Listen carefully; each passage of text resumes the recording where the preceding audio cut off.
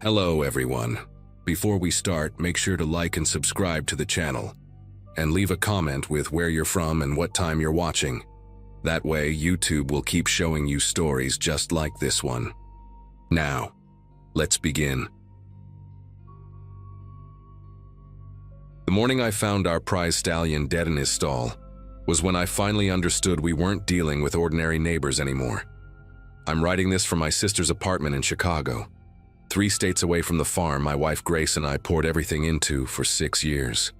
We moved to rural Montana in 2018, chasing that American dream of sustainable living and organic farming on 40 acres of beautiful grassland bordered by cottonwood trees. Grace had inherited some money from her grandmother, and I'd been saving since college, working construction and living cheap. We bought the property from an elderly couple, the Millers, who'd been there 40 years and couldn't manage the work anymore. They warned us about the Crawfords next door, said they were particular people, but we figured every rural area had its quirky locals. God, if only we'd listened closer to what they weren't saying directly. The Crawfords owned about 300 acres surrounding our property on 3 sides. Earl, his 2 adult sons Tommy and Wade, and Tommy's wife Suzanne. Earl must have been pushing 70, with these pale gray eyes that never seemed to blink when he stared at you, and arms like tree trunks despite his age. The sons were carbon copies of their father, just younger and meaner looking, especially Wade, who had this scar running from his left ear down to his jaw that pulled his mouth into a permanent sneer. The first time we met them, they came over unannounced while we were still unpacking, stood at our fence line just watching us for maybe 20 minutes before Earl finally called out. They wanted to buy our land, offered us exactly what we'd paid for it, said it used to be part of their family's original homestead back in the 1920s. When we politely declined, explaining we'd just arrived and planned to start our organic vegetable operation, Earl just nodded real slow, spit tobacco juice on our grass and said, "We'll see how that works out for you." At first, everything seemed fine. We started our vegetable gardens, bought some chickens and goats and that beautiful Arabian stallion I mentioned. His name was Mercury, and Grace loved that horse more than anything. The problems started small, almost like accidents. A gate left open here, letting our chickens wander into the road where 3 got hit by a truck. Our new rototiller disappeared from the barn one night, then showed up 2 weeks later in our pond, completely ruined. Grace's greenhouse had a brick thrown through it during a windstorm on a night with no wind. Each time something happened, we'd see the Crawfords the next day, and they'd ask how things were going with these little smirks on their faces. Earl would always mention how farming was tough work, how lots of city folks couldn't hack it, how that land had been in their family for generations before the Depression forced them to sell that section. Wade started driving his pickup along our shared fence line every morning at 5 a.m., laying on the horn for a good 30 seconds, claimed he was checking his cattle, though there weren't any cattle in that pasture.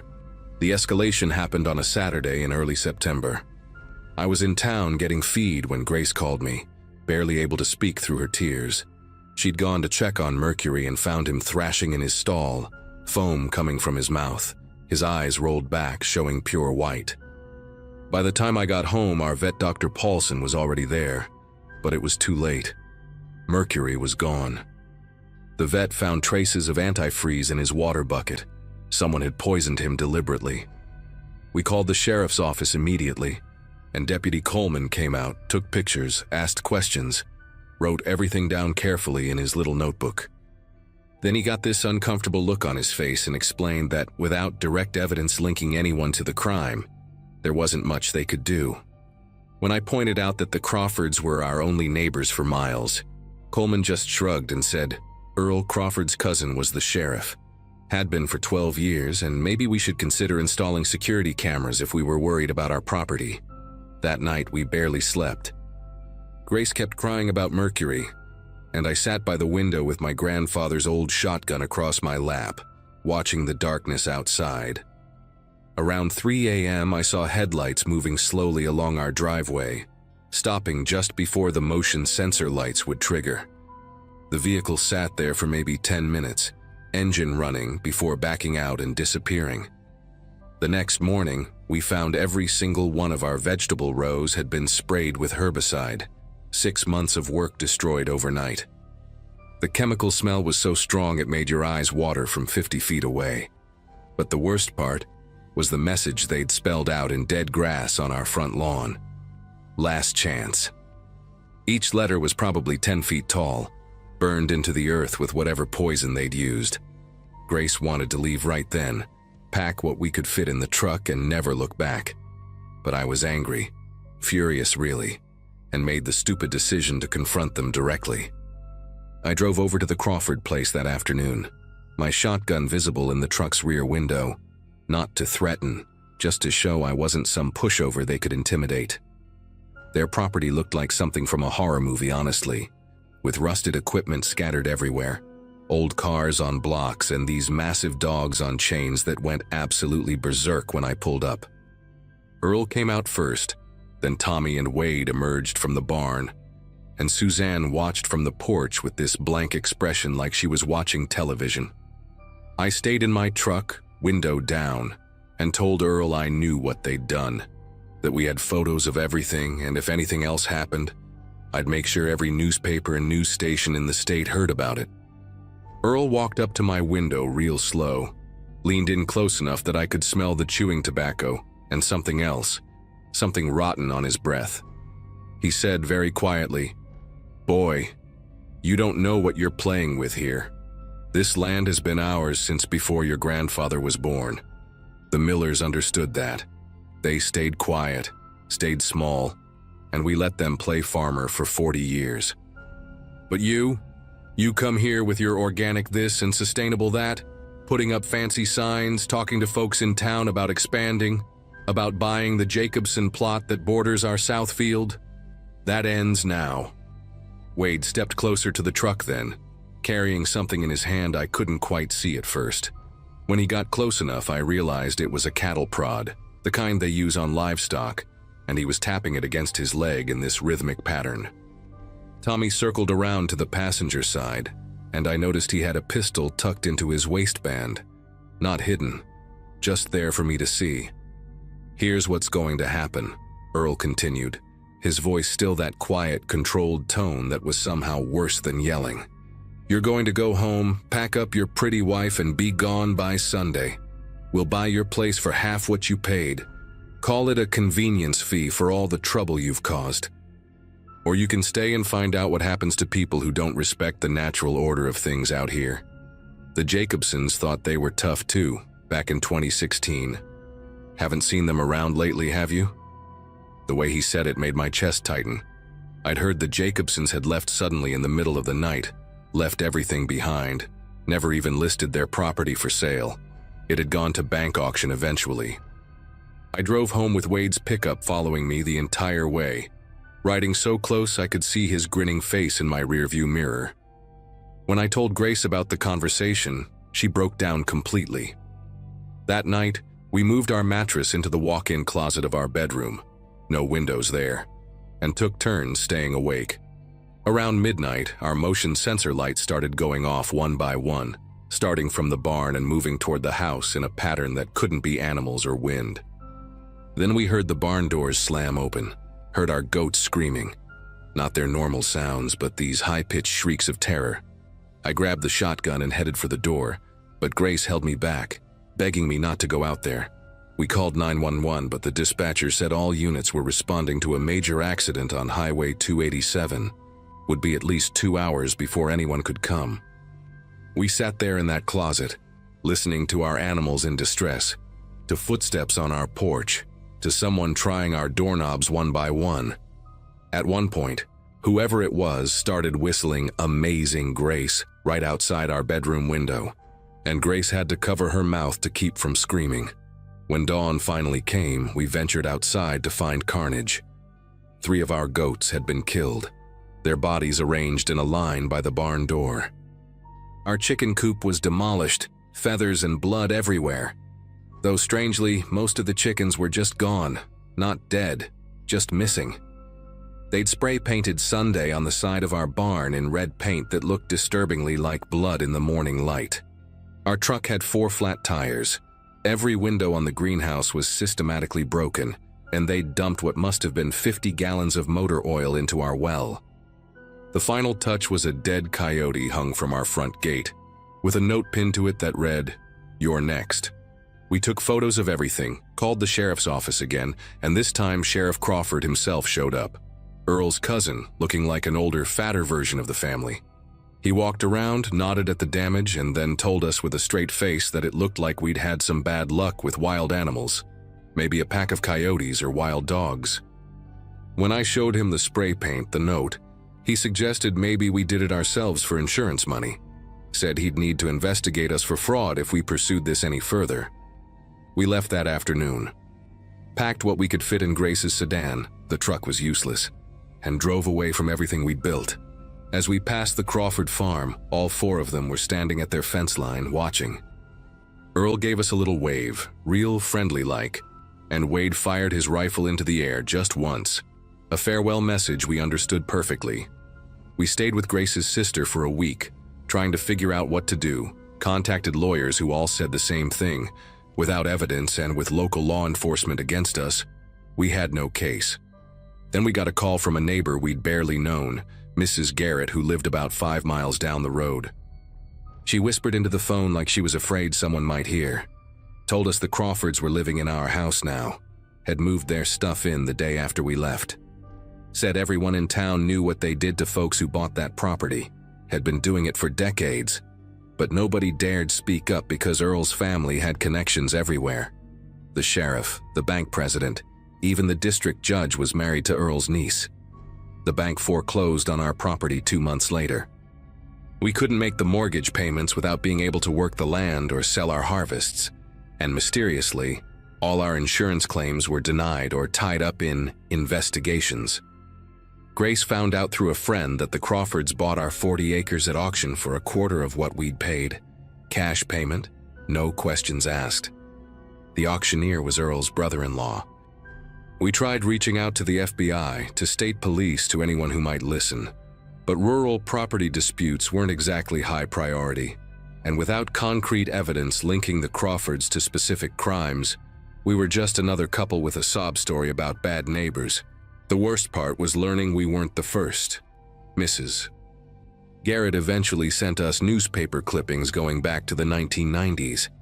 Little mentions of families who'd bought that same property and left suddenly, some saying they'd been harassed, others just disappearing without explanation.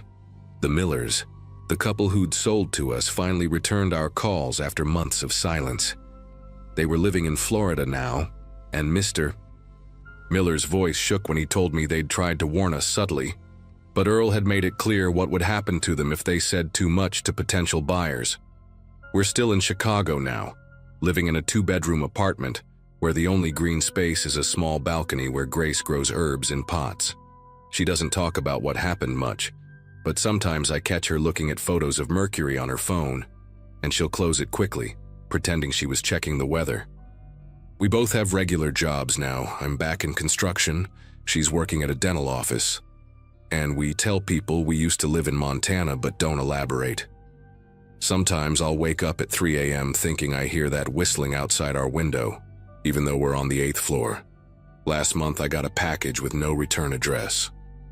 Inside was a photo of our old farm, the gardens all plowed under, cattle grazing where our vegetables used to grow, and the Crawfords standing in front of our house, their house now, all 4 of them smiling at the camera. On the back, someone had written, "Thanks for the improvements." I burned it in the sink, but Grace saw the ashes and knew.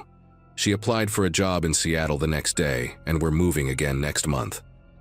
Sometimes the only way to win is to run far enough that they can't follow, and hope the next place doesn't have its own Crawfords waiting.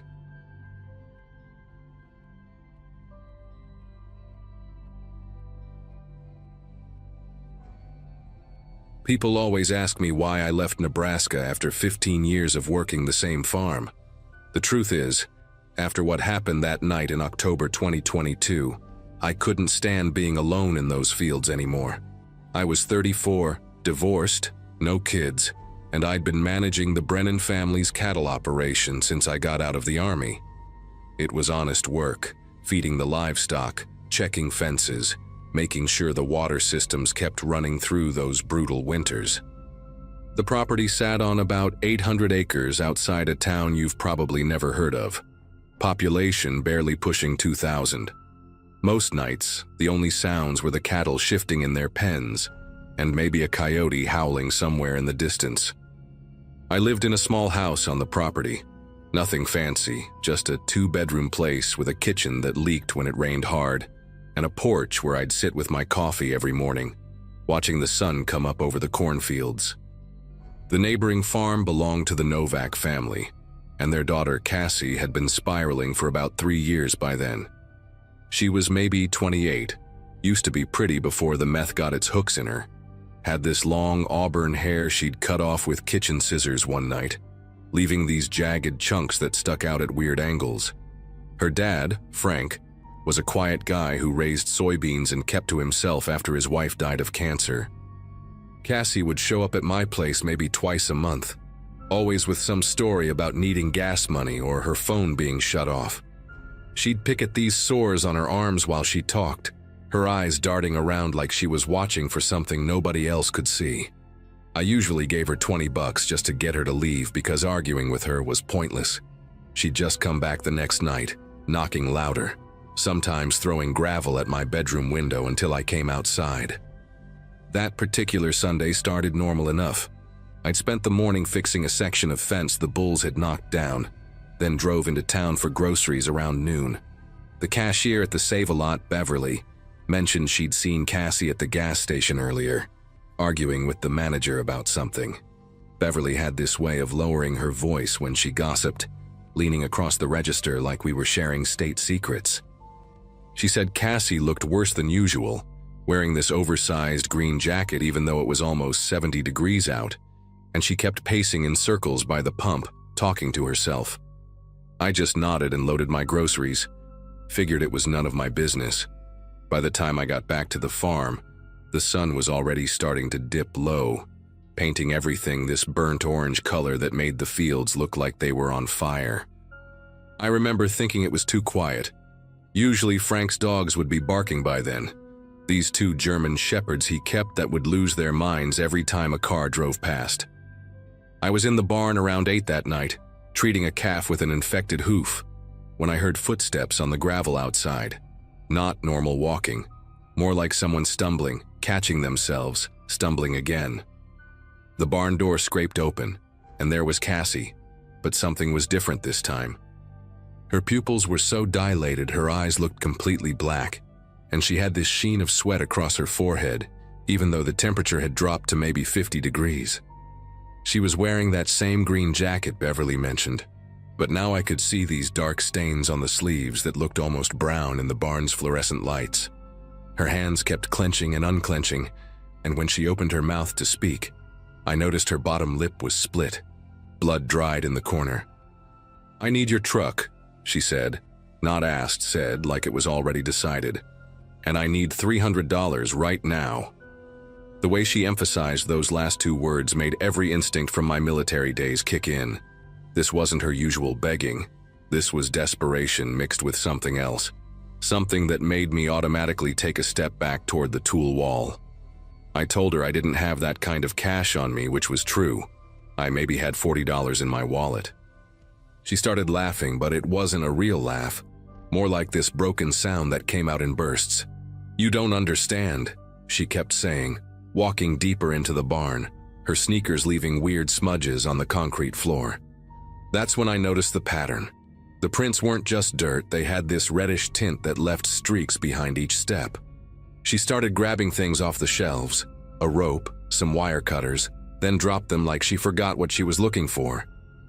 "They're coming," she said, spinning around to face me. "I can hear their radios already, can you hear them?" I couldn't hear anything except the calf breathing heavy in its pen and my own heartbeat getting louder in my ears. She pulled something out of her jacket pocket, and for a second I thought it was a gun, but it was just her phone. The screen cracked so bad you could barely see anything on it. She kept pressing buttons that weren't there, her fingers jabbing at nothing, muttering numbers that didn't make sense. The smell hit me then, metallic and thick, like when you butcher a deer and don't clean up right away. It was coming from her clothes, especially that jacket. She must have seen me notice because she suddenly pulled it tighter around herself, even though I could see she was burning up, hair sticking to her neck with sweat. "Frank had an accident," she said. But the way she said accident, drawing it out like she was tasting the word, made my chest tighten. "He fell. In the kitchen. Hit his head on something."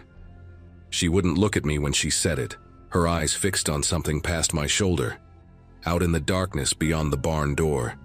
I asked if we needed to call an ambulance, already reaching for my phone, but she lunged forward and grabbed my wrist with both hands. Her grip was stronger than someone her size should have been capable of, fingernails digging in deep enough that I'd find crescents of dried blood there later. "No ambulance," she hissed. "Just the truck. Please. I'll go to Colorado. I know people there. They'll help me figure this out." That's when we both heard it, sirens still far off but getting closer, that distinctive wail cutting through the night air. Cassie's whole body went rigid, like someone had run electricity through her. She let go of my wrist and bolted for the barn door, but stopped at the threshold, looking out at the darkness. The yard light was motion activated, and it clicked on when she moved, illuminating her in this harsh white glow that made the stains on her clothes look almost purple. "You were always nice to me," she said, not turning around, "even when everyone else crossed the street when they saw me coming. Remember that time you fixed my car?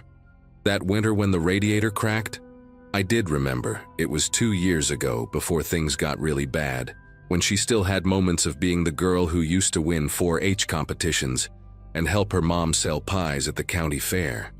She took off running then, not toward the road but into the cornfields, disappearing between the rows that hadn't been harvested yet. The stalks were dry and brittle this late in the season, and I could hear her crashing through them for maybe 30 seconds before the sound faded into nothing. I stood there in the barn for what felt like hours, but was probably only a minute or two, trying to process what had just happened. The sirens were definitely getting closer, and now I could see red and blue lights flickering against the clouds from the direction of the Novak farm. My first thought was to follow her, try to talk sense into her, but something kept me rooted in place. Maybe self-preservation, maybe just the knowledge that whatever had happened at Frank's place, I didn't want to be the one to find out.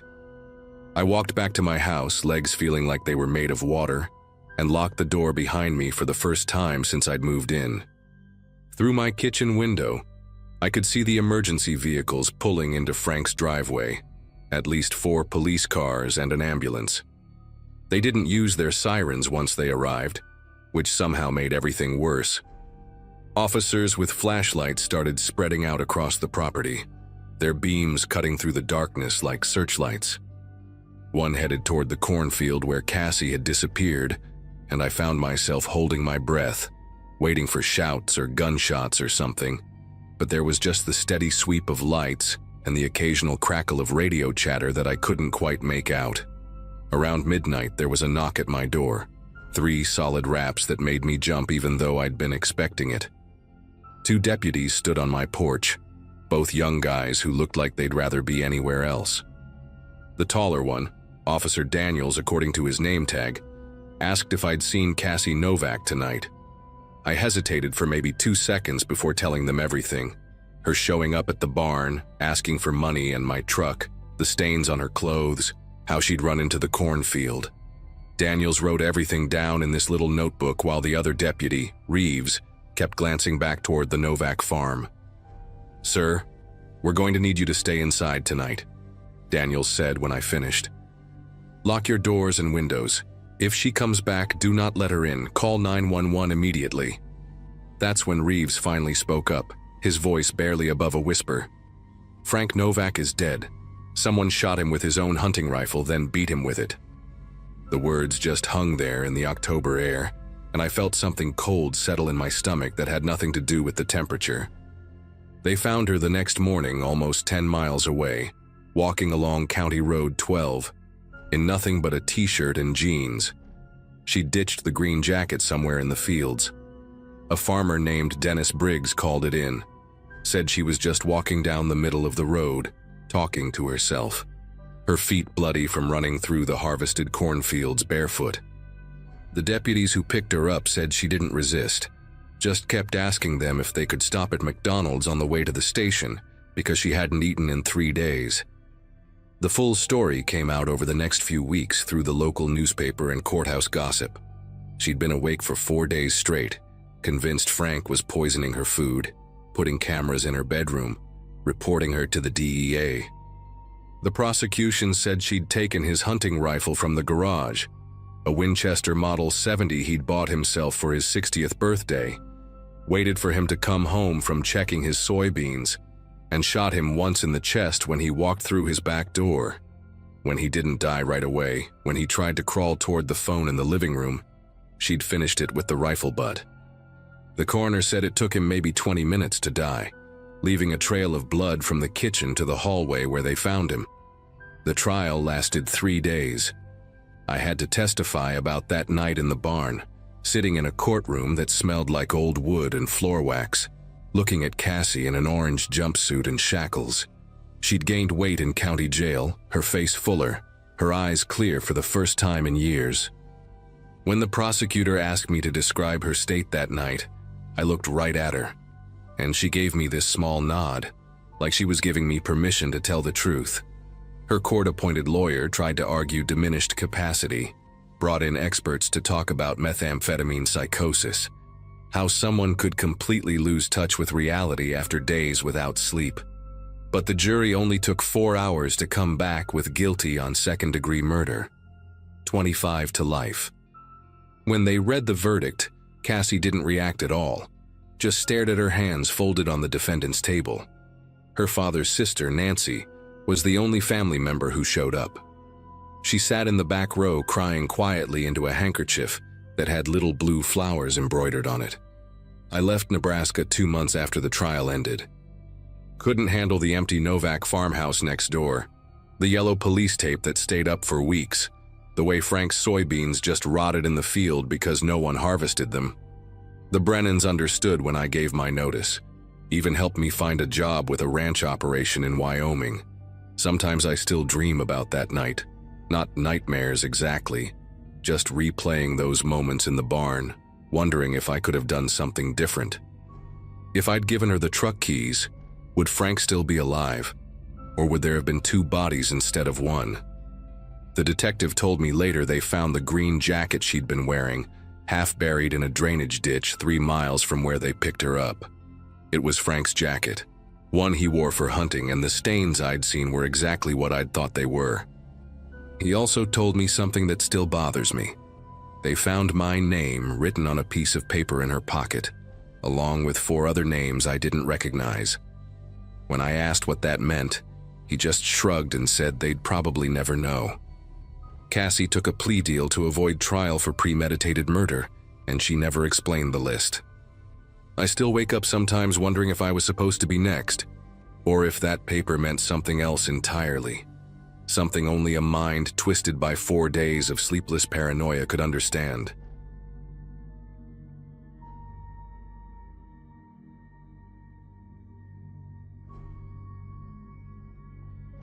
Most people dream about retiring to the countryside for peace and quiet, right? Well, let me tell you about the nightmare that unfolded when my wife Jennifer and I bought our little farmhouse in rural Pennsylvania back in 2017. We'd saved for 15 years to escape the city grind. Found this perfect 20-acre property with a renovated 1940s farmhouse, complete with a red barn and a creek running through the back. The realtor mentioned our neighbor to the east, Harold Fitzgerald, had been farming the adjacent land for 40 years, said he was particular about his property lines.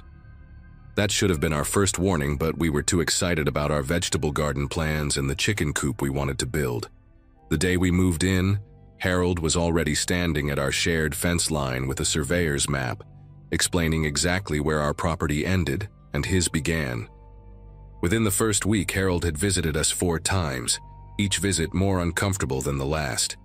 He'd show up unannounced, always carrying that same laminated survey map, pointing out violations we didn't even know we were committing.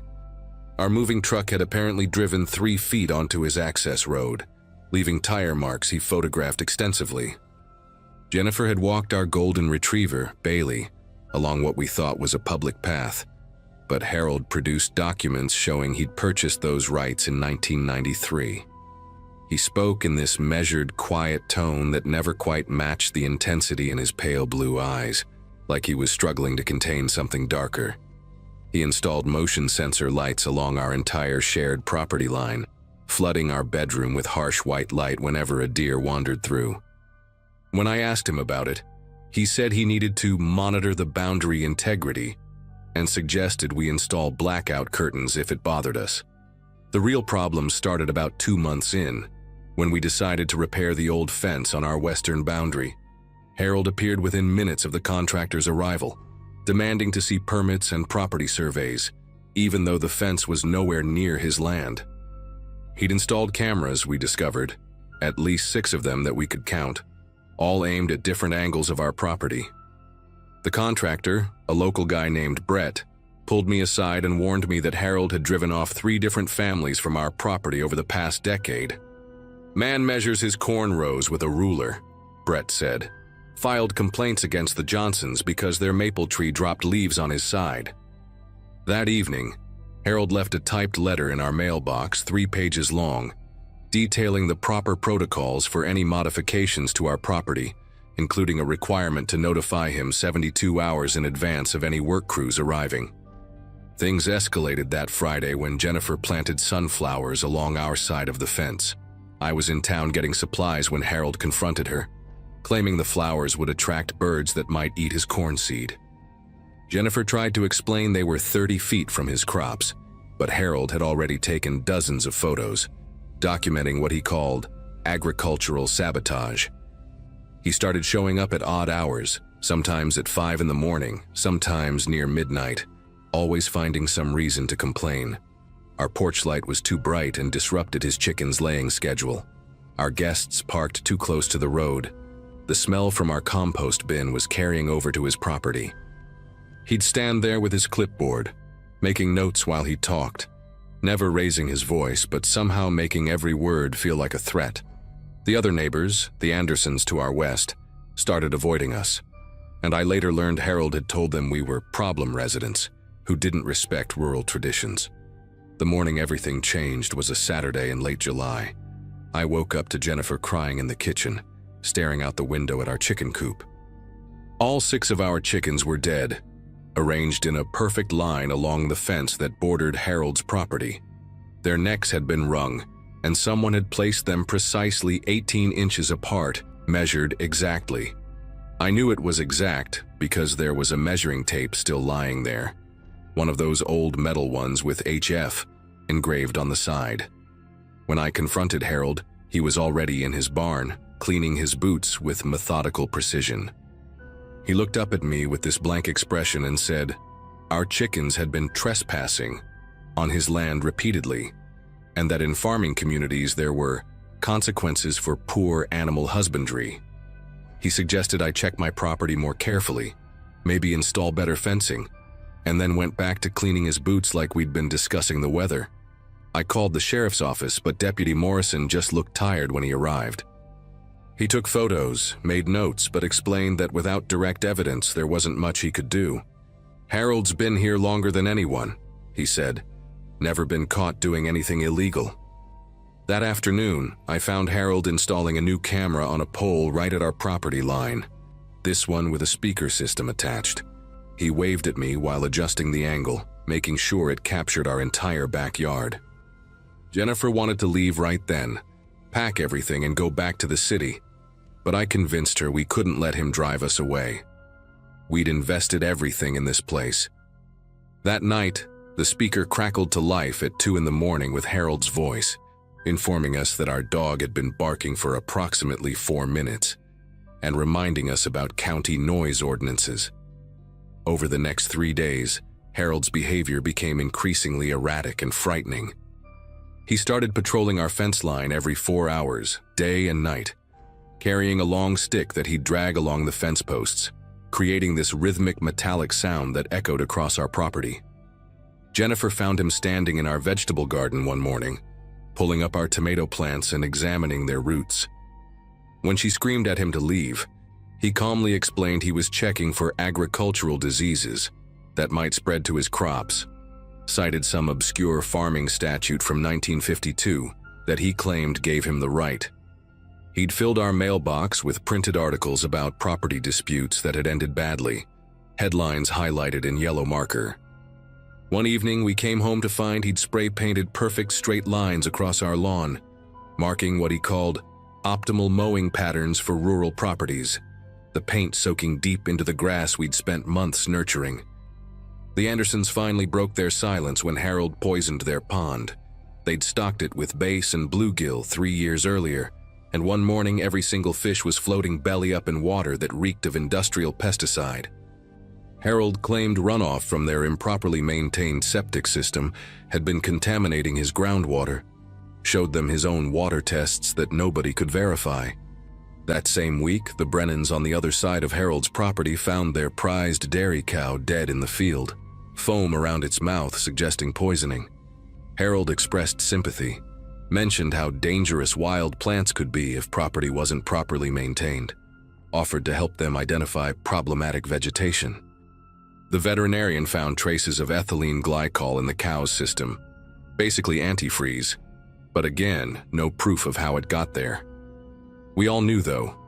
We started having meetings at the Anderson place, 5 families comparing notes, realizing Harold had been systematically terrorizing each of us, always staying just within legal boundaries. The breaking point came on a Wednesday morning when I found Bailey convulsing in our yard. Our beautiful golden retriever was dying, white foam around his mouth, his body jerking in ways that still haunt me. Jennifer held him while I drove frantically to the emergency vet, but he died in her arms before we got halfway there. The vet found rat poison in his system, the kind Harold bought in bulk from the farm supply store. When we got home, shattered and empty, Harold was pressure washing his driveway, and he stopped to tell us he'd seen strange dogs around his property lately, suggested we should have kept better control of our animal. The way he said it, with this slight upturn at the corner of his mouth, I knew he wanted me to know it was him. I lunged at him, but Jennifer grabbed my arm and Harold just stood there with the pressure washer still running, daring me to cross onto his property, his finger hovering over his phone to call the police. That night, I couldn't sleep, just sat on our porch with my father's old hunting rifle across my lap, watching Harold's house. Around 3 in the morning, I saw him walking through our property with a flashlight and what looked like a pesticide sprayer. He was methodically spraying something along the edges of our vegetable garden, taking his time, knowing I was watching. When he saw me stand up, he waved the flashlight in my direction and shouted that he was treating for invasive insects that were threatening his crops, had all the proper documentation if I wanted to check. Jennifer found me at dawn, still sitting there, the rifle now fully loaded, and she knew we'd reached a point where someone was going to die if we didn't do something drastic. The other families were just as desperate. Mrs. Anderson had started having panic attacks, and Brett Brennan was talking about handling things the old way, which scared me almost as much as Harold did. The solution came from the most unexpected place: Harold's own obsession with control. Jennifer had been secretly recording everything for weeks with her phone. But the real breakthrough was when the Brennans' teenage son, Kevin, revealed he'd hacked into Harold's camera system. The old farmer had been recording everything, creating detailed logs of every violation he witnessed, building what he probably thought was evidence against us. But Kevin found something else in those files. Harold had recorded himself poisoning the Andersons' pond, documenting the correct mixture of chemicals to eliminate aquatic trespassing. He'd filmed himself placing tainted meat along our fence line, narrating how this would solve the dog problem permanently. There were dozens of videos, Harold's own voice calmly explaining his actions, justifying every sick thing he'd done as protecting his property rights. The FBI got involved when we found videos suggesting he'd done similar things at his previous farm in Ohio, where a family's house had mysteriously burned down after they'd refused to sell him their land. Harold was arrested on a Sunday morning while adjusting his cameras. He didn't resist, just kept insisting the deputies needed to follow proper procedures, demanding they stay off certain parts of his property even as they put him in handcuffs. The investigation revealed he'd been documenting his harassment campaigns for 23 years, across 4 different states, keeping meticulous records that ultimately became his downfall. He's serving 15 years now in federal prison, and we've slowly started to heal, though Jennifer still can't plant anything near that fence line. The other families stayed, and we became closer than any neighbors I've ever had, bonded by what we survived together. Sometimes I still hear phantom sounds of that stick dragging along the fence posts at night, but it's just the wind. Harold's farm was sold to a young couple from California who turned it into a lavender farm, and the smell drifting over on summer evenings almost makes you forget what happened there. Almost.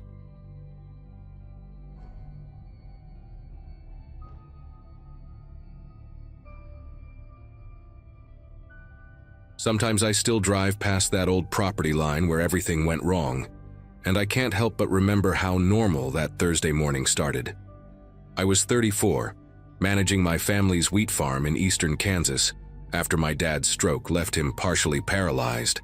The farm had been in our family for 4 generations, about 800 acres of decent soil that kept us comfortable enough.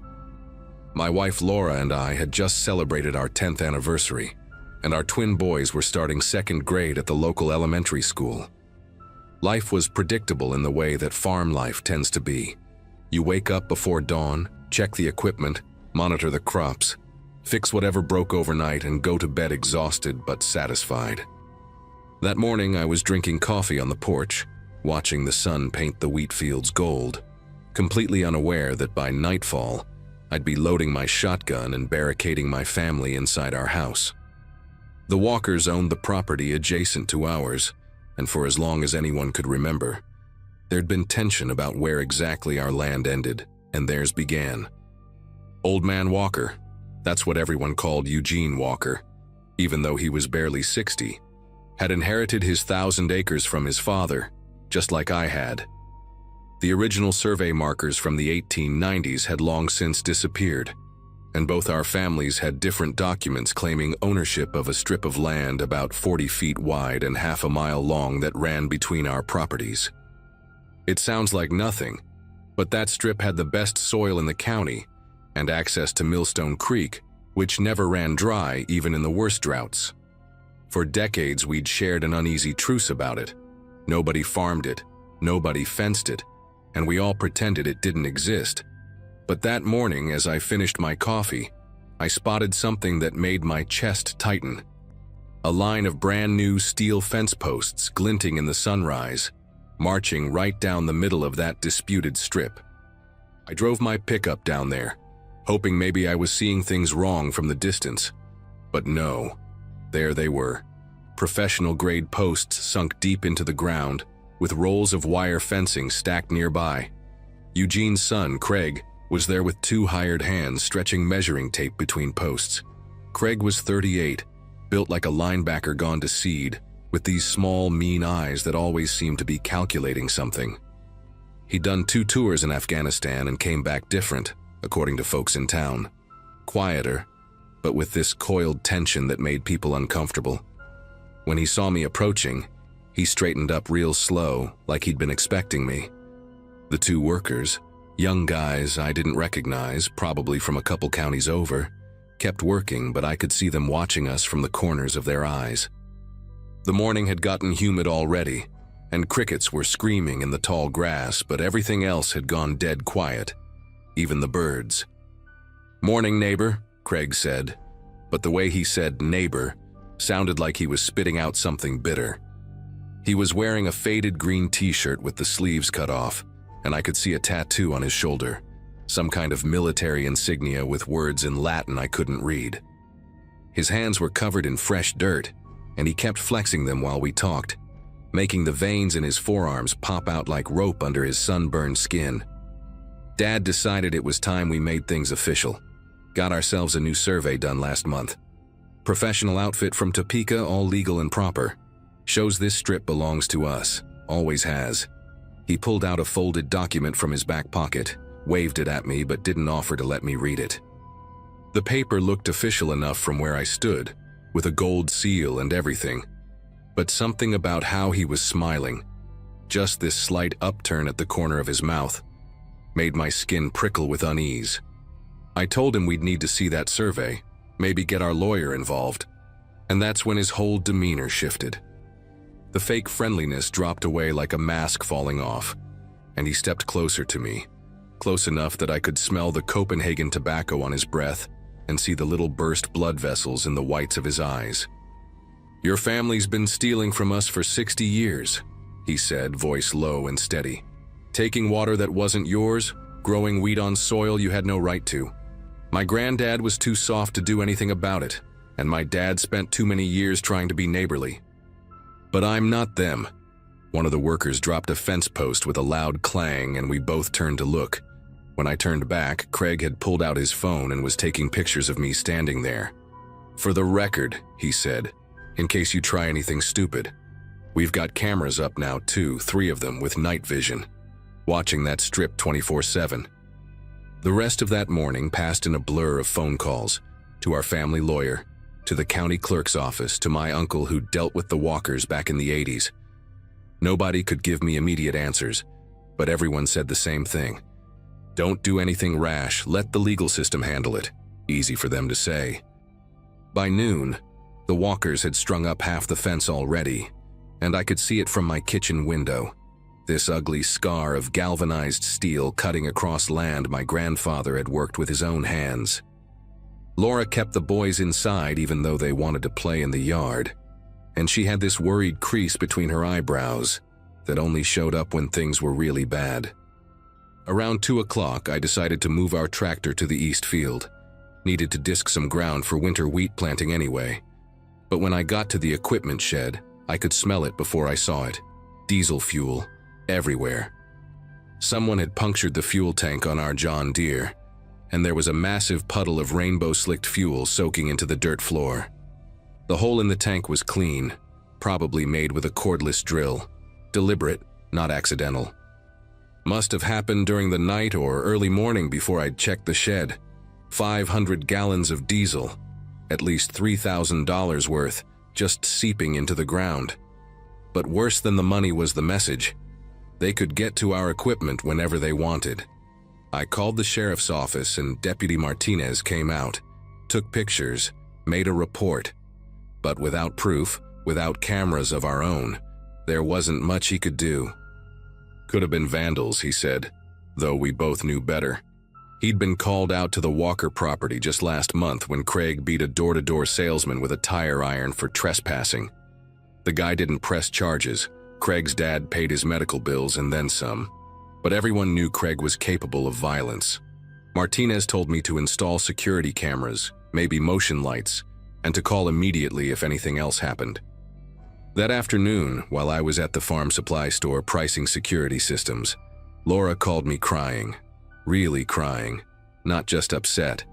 She'd gone to check on our chickens and found them all dead. 43 laying hens and our rooster, scattered around the coop like someone had tossed them there. No wounds, no blood, no signs of a predator. The water trough had this oily film on top, and there was a chemical smell she couldn't identify. Poison, had to be. Those birds were her project, something she'd started to bring in extra money selling eggs at the farmer's market. She'd named them all, stupid names like Pecky and Feather Locklear, and the boys helped her collect eggs every morning before school. Now they were just dead bodies that we'd have to burn because we couldn't risk burying poisoned animals where they might contaminate the groundwater. While she was telling me this, I noticed a piece of paper stuck under my windshield wiper. Handwritten in block letters, "Fences make good neighbors, shame about your birds. Worse things happen to stubborn people." I drove home doing 90 on back roads, my knuckles white on the steering wheel. The smart thing would have been to pack up the family and leave for a few days. Stay with Laura's parents in town while lawyers sorted things out. But when you've worked land for 4 generations, when your great-grandfather's sweat is in that soil, you don't just run. Plus, I was angry. The kind of anger that makes you stupid and brave in equal measure. When I got home, Laura had already pulled the boys out of school early and locked all the doors. She'd found another note, this one nailed to our barn door with a 16-penny nail driven so deep, I'd need a crowbar to get it out. You have until midnight to remove your objections to the fence. Your well water sure would taste funny with the right additives. Our well was 200 feet deep, supplied our house and irrigated 10 acres of vegetables Laura grew. If they poisoned that, we'd be finished. By 6 o'clock, I'd made my decision. Called my brother Glenn, who lived an hour away, told him to come with his hunting rifle and camping gear. Called 2 cousins who'd served in Iraq, asked them to bring whatever they felt comfortable bringing. These weren't violent men, but they were family, and in farm country, that still meant something. We set up in shifts, someone watching the well house, someone watching the equipment shed, someone walking the perimeter with our German shepherd, Duke, who'd been going crazy all day, growling at shadows and barking at nothing. Around 8:30, just as the sun was setting behind the wheat fields, Duke started going absolutely mental near the southern property line. Glenn and I ran down there with flashlights and shotguns, found fresh tire tracks in the soft dirt, and 5 dead crows arranged in a circle around a wooden stake. The stake had another note, last warning. The crows' eyes had been removed, just empty sockets staring at nothing, and their feet were tied together with baling twine. At 11:47 p.m., everything went silent, that unnatural kind of quiet where even the insects stopped making noise. Duke, who'd been pacing and whining, suddenly went still and pointed toward the access road.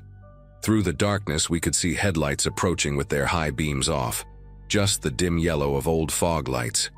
3 vehicles, 2 pickups and what looked like an old Bronco, creeping along at maybe 5 miles per hour. They stopped about 100 yards from our house, engines still running, and we could see cigarette cherries glowing as people got out. My cousin Rodney had his night vision scope from his military days, and he counted 8 men, all carrying something. "They've got jerry cans," he whispered. And I think, yeah, that's definitely a rifle on the tall one. We were outnumbered, but we had the defensive position and they didn't know we were ready for them. Glenn chambered around in his 30-06, the sound carrying clear across the field. The vehicles immediately killed their engines, and we heard doors slamming, urgent whispers, then Craig's voice cutting through the darkness. "Just wanting to talk, neighbor. No need for anyone to get hurt tonight." But they didn't approach, didn't move forward. They stayed by their vehicles for maybe 10 minutes, occasionally flashing lights toward the house, toward the barn, toward the well house where my other cousin was hidden. Then, just as suddenly as they'd come, they loaded back up and left, driving fast this time, kicking up dust that glowed red in their taillights. We stayed on watch until dawn, jumping at every sound, but they never came back. Found out later from Deputy Martinez that someone had called in an anonymous tip about armed men threatening violence at the Walkers' property, except the caller gave our address instead. If the sheriff had shown up and found us armed to the teeth, it would have looked like we were the aggressors. But Martinez knew both families, knew the history, and he'd driven by the Walkers' place first, seen their vehicles weren't there, and figured out what was really happening. The next morning, something strange happened. Old man Walker himself showed up at our door alone, looking about 10 years older than the last time I'd seen him. His hands were shaking as he held his John Deere cap, and there were dark circles under his eyes like he hadn't slept either. "I didn't know," he said, voice cracking. "About the chickens, the tractor, none of it. Craig, he's not well, not since he came back. I found the jerry cans in the barn this morning, found the receipts for the cameras, the poison." He pulled out a thick envelope from his jacket, handed it to me with trembling fingers. "That's $20,000. For the damages, the diesel, the birds, and then some. I'm sending Craig away to his uncle's place in Arizona. Already got him on a bus this morning. Told him if he comes back, I'm writing him out of the will." He looked at the disputed strip of land, visible from our porch where that new fence stood like an accusation. "I'll take it down. The fence. Today. We'll go back to how it was. Nobody farms it, nobody claims it. Maybe our grandkids can figure it out someday when we're all gone. I wanted to stay angry, wanted to refuse his money and demand justice, but looking at that broken old man, I just felt tired. We took the money, watched him spend the afternoon pulling up fence posts by himself, Craig's hired hands nowhere to be seen. Laura and I used part of the money to install a serious security system, cameras covering every angle, motion sensors, the works. We never saw Craig again, though sometimes cars would slow down near our property line at night, and we'd wonder. The disputed strip grew wild with prairie grass and wildflowers, like maybe that's what it was always supposed to be. The Walkers sold their place 2 years later to a corporate farming operation out of Texas, and Eugene died of a heart attack 6 months after that. People in town said it was the stress of what Craig had become, the shame of it. I still farm that land, still check those cameras every night before bed. And sometimes when I'm out working near that strip of wild ground, I think about how thin the line is between neighbors and enemies, how a 40-foot piece of dirt can turn normal people into something else entirely, something capable of things they'd never imagined.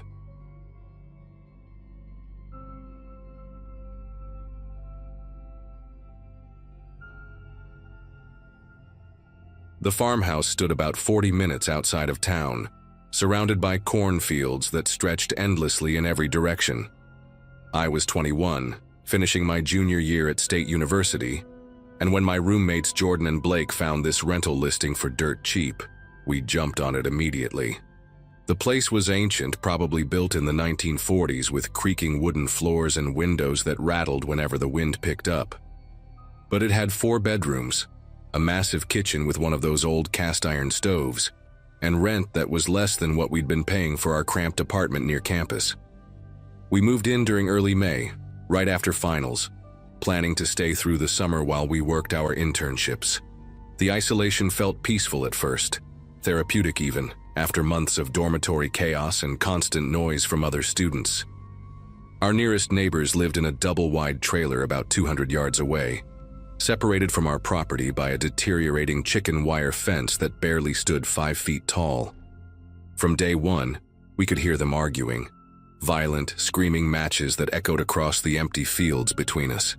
The man had a voice like gravel being crushed, deep and threatening, while the woman's shrieks would pierce through our walls even with all the windows closed. Sometimes we'd hear glass breaking, furniture being thrown, doors slamming so hard the sound would make us jump. Jordan kept saying we should call someone, but Blake always talked him out of it, insisting it wasn't our business, that getting involved with neighbors like that only meant trouble. I agreed with Blake, honestly.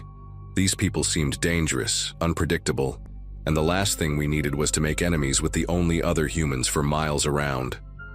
The particular night everything went wrong started like any other.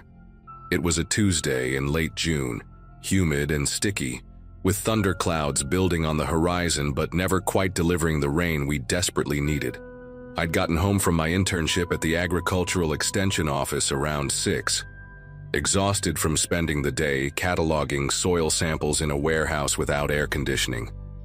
Jordan was already cooking dinner, his famous spaghetti with meat sauce that was really just ground beef and jarred marinara, but we acted like it was gourmet. Blake was out on the front porch, smoking cigarettes and scrolling through his phone, occasionally shouting commentary about whatever video he was watching. The neighbors had been quiet all day, which should have been my first warning sign. In the 3 weeks since we'd moved in, there hadn't been a single day without at least one screaming match from that trailer. But that evening, nothing. Just the sound of crickets and the distant rumble of thunder that never got any closer. Around 11:30, I was lying in bed, trying to fall asleep despite the suffocating heat. Our ancient window unit AC had died the week before, and the landlord kept promising to fix it real soon. I had my window cracked open, hoping for even the slightest breeze when I heard it.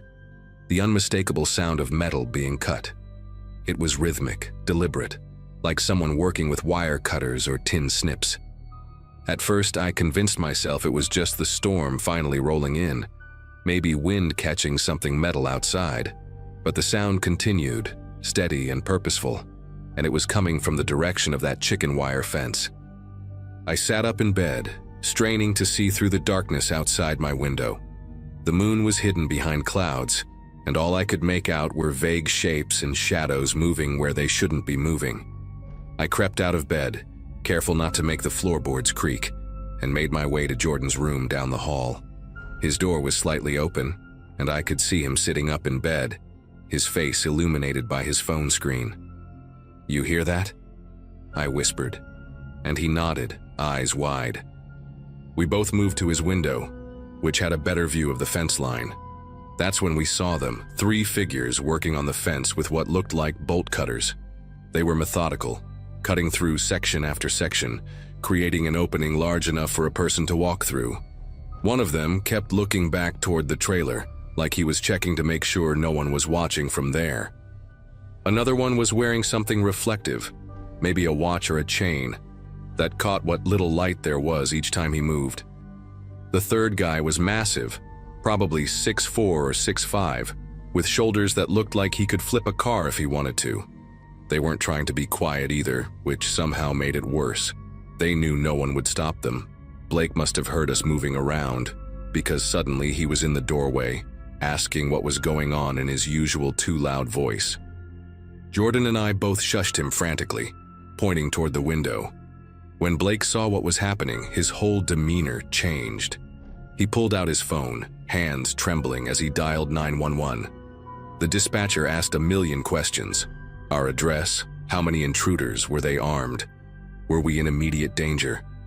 Blake kept his voice low, barely above a whisper, giving her all the information while Jordan and I watched the men finish cutting through the fence. They stepped through the opening they'd created, and that's when my whole body went rigid with fear. They weren't heading toward the trailer.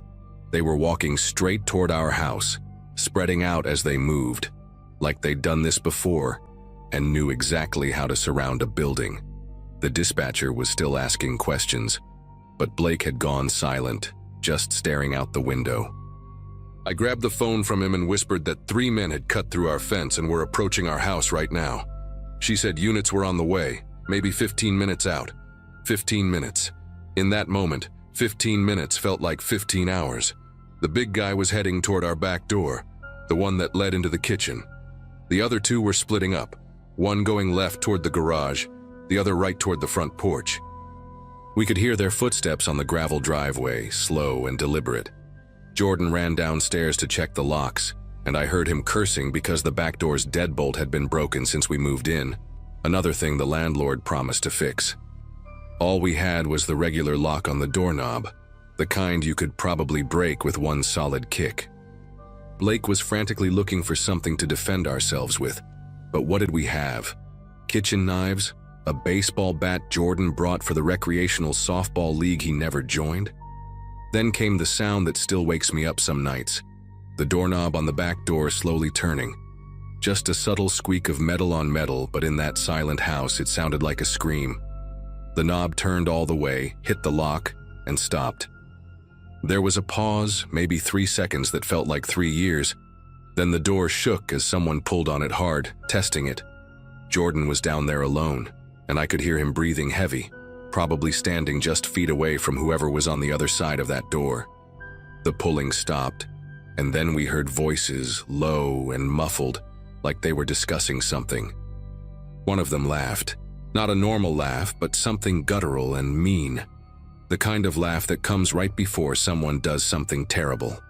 The front door handle started turning too, and that's when Blake completely lost it, screaming at the top of his lungs for them to get away, that the police were coming, that we had guns even though we definitely didn't. Everything erupted into chaos after Blake's outburst. The men outside started pounding on both doors simultaneously, violent banging that shook the entire house. I could hear wood splintering around the back door frame where Jordan was, and he came running up the stairs, taking them 3 at a time. His face was white as paper, and he kept saying the door was about to give. We barricaded ourselves in Blake's room, shoving his dresser against the door, then his desk, then anything else we could move. The pounding downstairs got louder, more aggressive, and then we heard glass shatter. The kitchen window. They were coming in. I remember thinking about every horror movie I'd ever watched, how I always said the characters were stupid for not fighting back or having a plan. But in that moment, all I could do was stand there paralyzed, listening to the sound of feet hitting our kitchen floor. Heavy boots, multiple sets, moving through the house we'd been living in for barely a month. The footsteps stopped at the bottom of the stairs and we could hear them talking. One voice was saying something about checking upstairs, another mentioned the car in the driveway, and the third one, the deep voice, kept repeating that we needed to learn to mind our own business. That phrase stuck with me because we hadn't done anything. We'd never called the cops on the neighbors, never complained, never even made eye contact with them the few times we'd seen them outside. Then the stairs started creaking under someone's weight, slow and deliberate, like they wanted us to hear them coming. Blake was on the phone with 911 again, practically sobbing, telling them someone was in our house, they were coming upstairs, please hurry. Jordan had found a crowbar in Blake's closet from some project he'd never finished, and he stood facing the door, gripping it so tight his knuckles were white. The footsteps reached the landing, and we could hear breathing on the other side of our makeshift barricade. The doorknob rattled, then someone pushed against the door, testing the barricade. The dresser moved maybe an inch, and all three of us threw our weight against it, pushing back. The person on the other side laughed again, that same horrible sound from before, and said something like, "3 little college boys want to play tough." Then came a massive impact, like someone had thrown their entire body against the door. The dresser shifted, the desk behind it scraped across the floor, and a gap opened up just wide enough for me to see an eye peering through. Bloodshot, dilated, wild. The pupil was so enlarged it looked completely black and there were broken blood vessels all around the iris. That eye locked onto mine for what couldn't have been more than 2 seconds, but I can still see it perfectly when I close my eyes. Then suddenly sirens, distant but getting louder fast. The eye disappeared and we heard rapid footsteps going back down the stairs, voices shouting to each other, the back door slamming open so hard it hit the wall. We stayed barricaded in that room even after we saw the police lights flooding through the window, red and blue painting everything in alternating colors. It took the officers actually announcing themselves, showing badges through the gap in the door, before we finally started moving the furniture. They found the men about a quarter mile away, trying to cross through a cornfield to get to a truck they'd parked on some agricultural access road. All 3 were arrested. Turns out they were high on methamphetamine, carrying hunting knives, more drugs, and had been casing our house for days because they thought we were dealing. Apparently, college kids renting a remote farmhouse fit some profile in their drug-addled minds. The neighbors in the trailer, they'd left 2 days before after a particularly bad fight, and these guys had been squatting there watching us, planning this. The police said we were lucky, that meth psychosis mixed with weapons usually doesn't end with everyone walking away unharmed. I finished my internship sleeping on a friend's couch in town. Jordan and Blake broke the lease the next day. None of us ever went back to pack properly. We hired movers to get our stuff while a police officer supervised. I still have nightmares about that eye in the gap, still jump when I hear doorknobs turn, still can't live anywhere that doesn't have a deadbolt, a chain, and preferably a security system.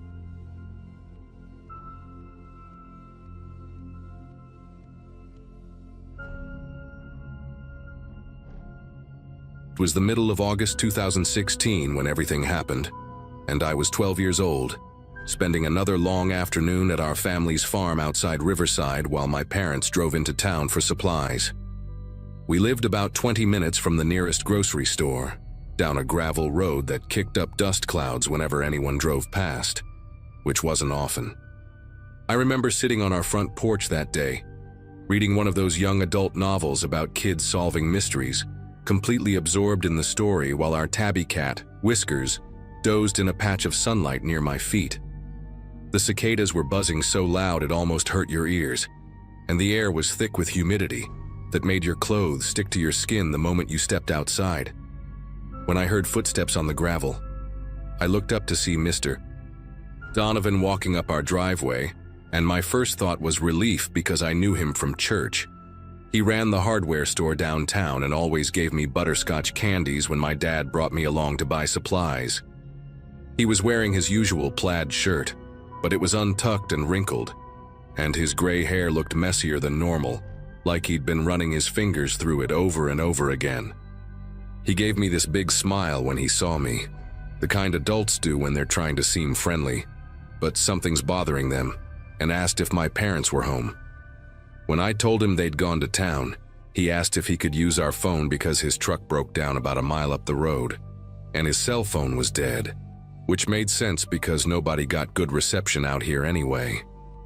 I let him inside because that's what you do when someone you know needs help, especially someone who's been nothing but kind to you for years. The landline was in the kitchen, mounted on the wall next to the refrigerator covered in my school papers and family photos from last Christmas. Mr. Donovan followed me inside, and I noticed he kept glancing out the window, checking the driveway like he was expecting someone. He picked up the phone receiver, held it to his ear for a moment, then set it back down without dialing anything. "Actually, sweetie," he said, and his voice sounded different, tighter somehow. "Would it be all right if I got a glass of water first? That walk in this heat really got to me." I went to the cabinet to grab a glass, and when I turned back around, he wasn't in the kitchen anymore. I found him standing by the living room window, peering through the curtains at something outside, and that's when I started getting this uncomfortable feeling in my chest, like when you know you're about to get in trouble but you're not sure why yet.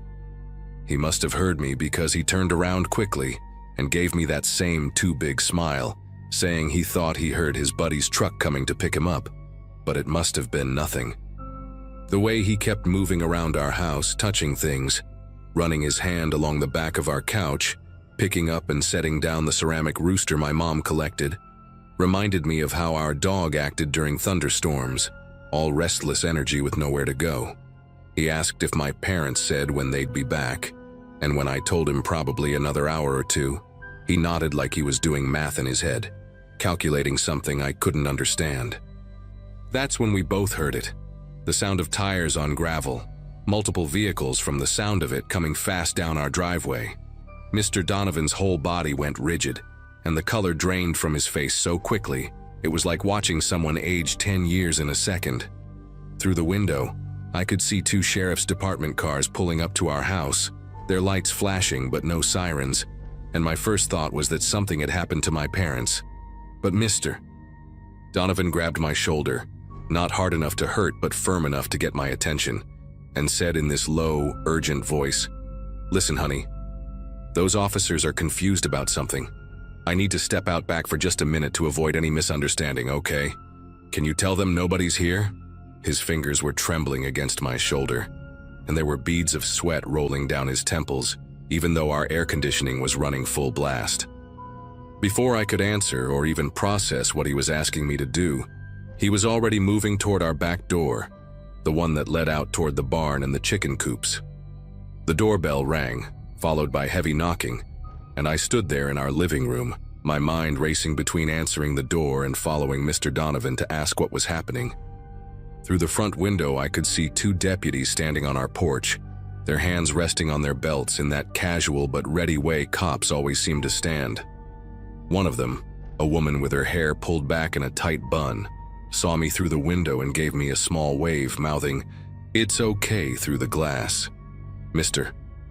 Donovan had already disappeared through the back door, and I watched through the kitchen window as he jogged toward our barn, looking back at the house every few steps like a spooked deer. I opened the front door because I didn't know what else to do, and the female deputy immediately crouched down to my eye level, her voice calm and steady like she was trying not to spook me. "Hi there, sweetheart. I'm Deputy Morrison and this is Deputy Tanner. Are your parents home?" When I shook my head no, she asked if any adults were with me, and I hesitated for just a second too long before saying no. Deputy Tanner, a younger man with a sunburn across his nose, must have caught that hesitation because he exchanged a quick glance with Deputy Morrison.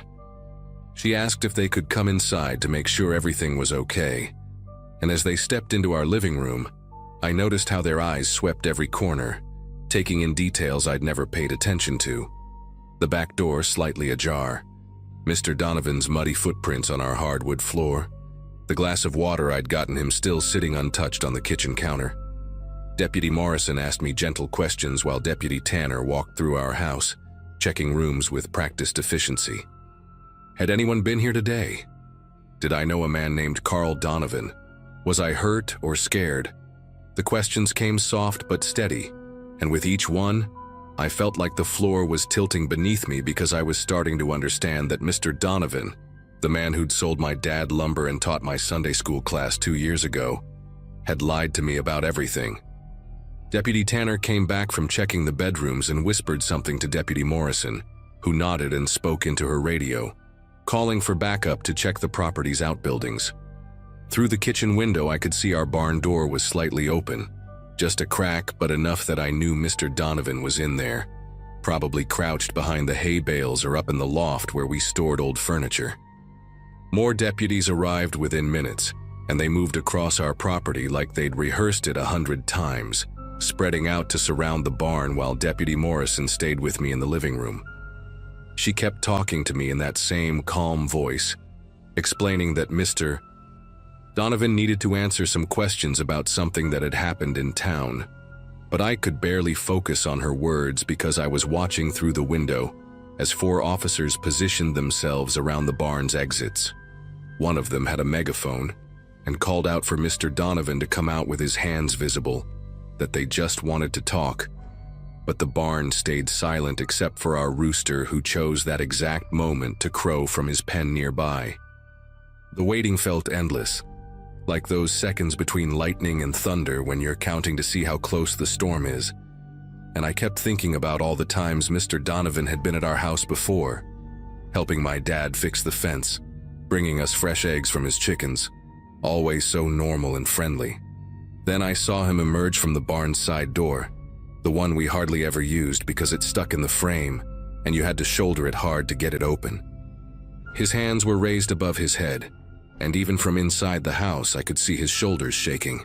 The deputies moved in quickly but carefully, and within seconds they had him in handcuffs, leading him toward one of the patrol cars. As they walked him past our kitchen window, Mr. Donovan looked right at me, and his face had this expression I'll never forget. Not anger or fear, but something like disappointment, like I'd let him down by not lying for him. Deputy Morrison must have seen me staring because she gently turned me away from the window and asked if I wanted to call my parents, but my throat felt so tight I could only nod. My parents came home in a rush of slamming car doors and panicked voices, and my mom held me so tight I could barely breathe while my dad talked to the deputies outside. Later, after all the police cars had left and we were sitting around our kitchen table eating takeout Chinese food because nobody felt like cooking, they told me what Deputy Morrison had explained to them. Mr. Donovan had been embezzling money from 3 different churches in the county, including ours, taking small amounts from donation funds over the past 5 years. Not enough for anyone to notice right away, but it added up to nearly $40,000. That morning, the church treasurer had finally discovered the discrepancies and called the police, and Mr. Donovan must have seen the patrol cars at his house when he drove past. Instead of turning himself in, he'd abandoned his truck down the road and walked to our farm, probably thinking he could hide out until dark and then slip away, using me and our house as cover while he figured out his next move. What haunts me most about that day isn't the fear I felt when I realized something was wrong, or even the shock of learning that someone I trusted had been lying to everyone for years. It's the way he acted so normal at first, relying on my familiarity with him, counting on a 12-year-old's instinct to help someone they knew. My parents installed better locks after that, and got me a cell phone earlier than they'd planned, but the real change was inside me. That little voice that now questions things, that notices when someone's story doesn't quite add up, that understands how someone can use your trust like a tool. The church got most of the money back through insurance, and Mr. Donovan went to prison for 3 years, but I still think about that afternoon sometimes, especially when I drive past our old barn, remembering how thin the line is between the people we think we know and who they really are when they're desperate.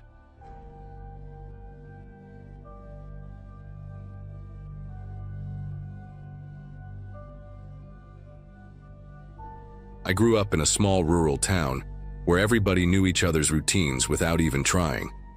At that time, I was working at the feed store on Main Street, so I saw most of the farmers and their families come through at least once a week.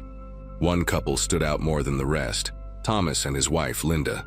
They lived on the far edge of town, close to the tree line where the fields started giving way to swampy ground. He was quiet, kept to himself, but she was the one who'd always show up at the market with baskets of eggs and jars of preserves. Linda had this habit of wearing bright scarves, even when the weather didn't call for it, as if she wanted a piece of color with her wherever she went. After a while, people started noticing she wasn't around as much. At first, nobody said anything. It's not unusual for folks to skip a week or two at the market if things are busy on the farm. But when a month rolled by without Linda showing up, whispers started circling. What stuck with me was the last time I saw her. She came into the store alone, moving slower than usual, and I caught sight of a dark bruise peeking out from under her scarf. She tugged it higher the moment she realized I noticed. She gave me a nod and didn't say much, just bought a few bags of feed and left. That image stuck with me like a photograph burned into my head. The rumors grew heavier when folks mentioned hearing shouting late at night from their property. Some said they saw Linda in the yard days after, looking pale, like she hadn't slept. One neighbor claimed she heard a crash loud enough to wake her dogs, followed by silence that felt unnatural. People started connecting the dots, but no one wanted to accuse Thomas outright. He had a reputation for being territorial. He'd bark at anyone who so much as stepped a boot onto his land. He had already fought with neighbors about fencing and livestock straying onto his pasture, and his temper seemed to get worse after Linda disappeared from public view. I tried to push it out of my mind until one afternoon Thomas stormed into the store, red-faced, demanding to know who had been snooping around his property. His voice carried through the aisles, sharp and threatening, and even old Mr. Hanley, who'd been in town longer than anyone, avoided eye contact. Thomas's hands were calloused and cracked, and he slammed them on the counter when I tried to explain nobody had been on his land. There was something in the way he glared at me that made me realize this wasn't just about property lines anymore. It felt like he was daring anyone to question what had happened to Linda. Things escalated fast after that. A couple of weeks later, Thomas was standing at the edge of the Simmons property, screaming about their goats crossing the fence line. The Simmons' youngest boy told me later he'd never seen a man so furious, veins bulging in his neck as he waved a rusted pitchfork like it was a weapon. People started avoiding that stretch of road, even in broad daylight. What unsettled me the most was how empty his farm looked now. The laundry line that Linda used to hang with bright scarves and dresses stayed bare, swaying in the wind, like it was waiting for something that would never return. One evening I stayed late at the store closing up and noticed Thomas's truck parked near the church lot, engine running with no lights on. It sat there for nearly an hour before finally pulling away. The next morning, Pastor Collins mentioned finding boot prints circling the building. They didn't lead anywhere, just loops around the back near the windows. It put the whole town on edge. People were locking their doors earlier, drawing curtains tight, things we didn't normally do in a place where most folks left their keys under flower pots. The sheriff finally paid Thomas a visit, but it didn't calm anyone down. Word spread that he had shouted at the deputy until his face turned purple, accusing everyone of conspiring against him. The strangest part was how quiet the farm remained otherwise. No sign of Linda, no animals grazing near the fences, no movement around the barn. From the road, it looked like a stage set left behind after the actors walked out. That eerie stillness made the rumors louder. Some swore they'd heard a woman's voice crying in the night. Others claimed to see a shadow moving inside the farmhouse window when Thomas was in town. I couldn't shake the memory of Linda's last visit to the store, the way her eyes darted like she was searching for someone safe to talk to, and how quickly she disappeared after paying. Every time I thought about it, I wondered if that was her silent way of asking for help, and I just didn't catch on soon enough. It's hard to explain, but from that moment on, The air in our little town felt heavier, like we were all waiting for a truth too ugly to admit. Nobody dared confront him directly, but the silence from that farm spoke louder than any accusation we could have made. It was late autumn when everything came to a head. The leaves had turned brittle, and the air carried that sharp chill that seeps into your bones. I remember driving past Thomas's farm after dropping off a delivery, and the sight stopped me cold. The front door stood wide open, swaying slightly in the wind. No truck in the driveway, no sound from inside. For a man as paranoid as him, leaving his door open was unthinkable. I parked down the road and called the sheriff before even stepping closer. A few other neighbors gathered, drawn by the same uneasy curiosity. No one wanted to go in, but none of us could leave either. When the deputies arrived, they moved carefully through the house. We waited outside in silence, every creak of the old boards inside carrying across the yard.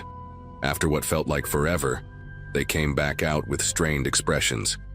They wouldn't share much, just said the place was in disarray. Later, we heard from one of the deputy's cousins that the upstairs bedroom was torn apart, dresser drawers yanked out, clothes scattered everywhere, but not a trace of Linda.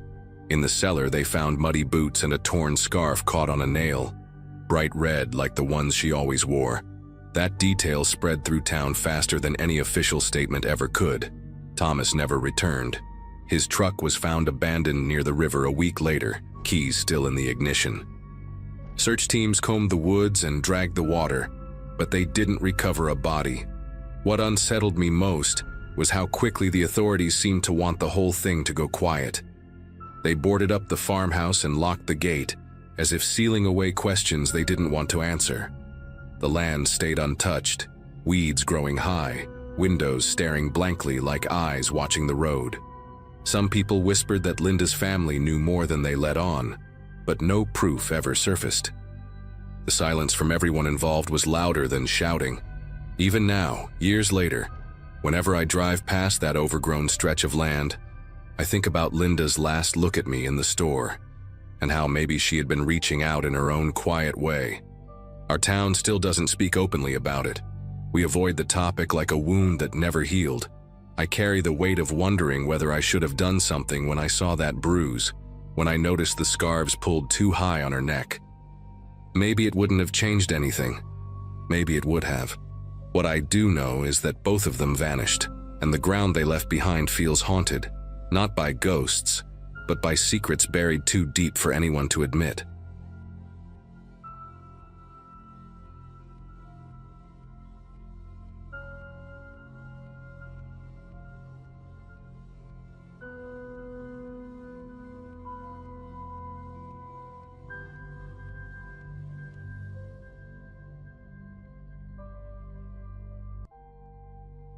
Hello everyone. Before we start, make sure to like and subscribe to the channel, and leave a comment with where you're from and what time you're watching. That way, YouTube will keep showing you stories just like this one. Now, let's begin. The drive to Pennsylvania took us nearly 6 hours, but Kevin and I desperately needed this getaway. We'd been drifting apart for months, both buried in our careers, barely talking beyond logistics about bills and groceries. The lake house rental seemed perfect when I found it online. Isolated, no Wi-Fi, just us and nature for a long weekend in early November. The owner, Mr. Garrett, met us at a gas station 20 miles from the property to hand over the keys. He was maybe 60, wearing a faded flannel shirt with paint stains, and he kept scratching at this peculiar scar that ran from his left ear down to his jaw. He mentioned storm season was starting, but assured us the house had weathered worse. The way he counted the cash twice and avoided eye contact should have bothered me more than it did. The property was more remote than the photos suggested. The last 4 miles were just dirt road, cutting through dense forest, no other houses visible anywhere. The lake house itself was older too, with dark wood siding that seemed to absorb light rather than reflect it. Kevin immediately loved the rustic charm, especially the wraparound porch with its heavy wooden railings. Inside, everything was functional but dated. Wood-paneled walls, a stone fireplace, furniture that looked inherited rather than purchased. The windows had thick shutters on the inside, which I thought was odd for a rental. While Kevin unloaded our bags, I noticed scratch marks on the inside of the front door, deep grooves near the handle like someone had clawed at the wood. The bedroom upstairs had a strange smell too, not mold exactly, but something organic and unsettling, like old sweat mixed with fear. Friday evening started peacefully enough. We cooked dinner together for the first time in months, just pasta and jarred sauce, but it felt like progress. The storm rolled in around 8, faster than expected. First came the wind, making the whole house creak like an old ship. Then the rain, hitting the windows so hard it sounded like someone throwing handfuls of gravel. Kevin opened a bottle of wine and we sat by the fireplace, actually talking, really talking, about things that mattered.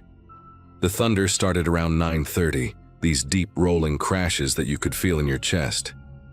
Between strikes, the house would go completely quiet except for the rain. And in those moments, I kept hearing something else, a rhythmic creaking from the porch, too regular to be wind. When I mentioned it to Kevin, he laughed and said, "Old houses make noise." But I noticed he kept glancing toward the windows too. The power died at exactly 10:47. I remember because I was checking my phone for signal when the lights went out. Complete darkness swallowed everything instantly. Kevin fumbled for his phone's flashlight while I tried the light switch several times. That pointless reflex we all have. The rain was coming down even harder now, drumming against the roof like it wanted inside. We had seen candles in the kitchen earlier, and Kevin went to get them while I stayed by the dying fire. That's when I heard it clearly. Footsteps on the porch, slow and deliberate, stopping right outside the front door. Not the random creaking from before, but the distinct sound of boots on wet wood. I called out to Kevin, trying to keep my voice steady, and he came back with 3 candles and a box of matches. I told him someone was outside, and we both stood there in the flickering candlelight, listening to the footsteps continue around the side of the house.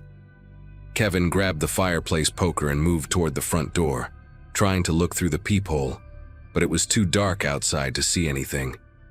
The footsteps had stopped somewhere near the back of the house. We waited, breathing shallow, rain pounding overhead. Then we heard it, the unmistakable sound of hammering. Slow, methodical strikes like someone driving nails into wood. Kevin tried the door handle just to make sure it was locked, but when he twisted it and pulled, the door wouldn't budge. Not locked from our side, it wouldn't open at all. He pulled harder, putting his weight into it. And that's when we realized the door was somehow secured from the outside. The hammering continued, now from a different spot, maybe near the kitchen window. I ran to check the back door while Kevin kept yanking on the front. Same thing. The handle turned, the lock clicked open, but the door itself wouldn't move an inch, like something was barricading it from outside. The next 20 minutes were pure panic disguised as problem solving. We tried every window on the ground floor, and each one had been fitted with boards from the outside. We could see the edges where they met the frame when we held the candles close. The shutters I'd noticed earlier were on the inside, useless for keeping anyone out but perfect for hiding what was being done to the windows from outside. Kevin tried calling 911, but we had no signal, not even a single bar. The landline we'd seen in the kitchen turned out to be just decorative, not connected to anything. The hammering had stopped, replaced by something worse, the sound of heavy furniture being dragged across the porch. We could hear it clearly through the walls, these long, scraping sounds like someone positioning something large against the doors. Between thunder crashes, we heard whistling, just a casual, cheerful tune like someone doing yard work on a sunny day, completely at odds with what was happening.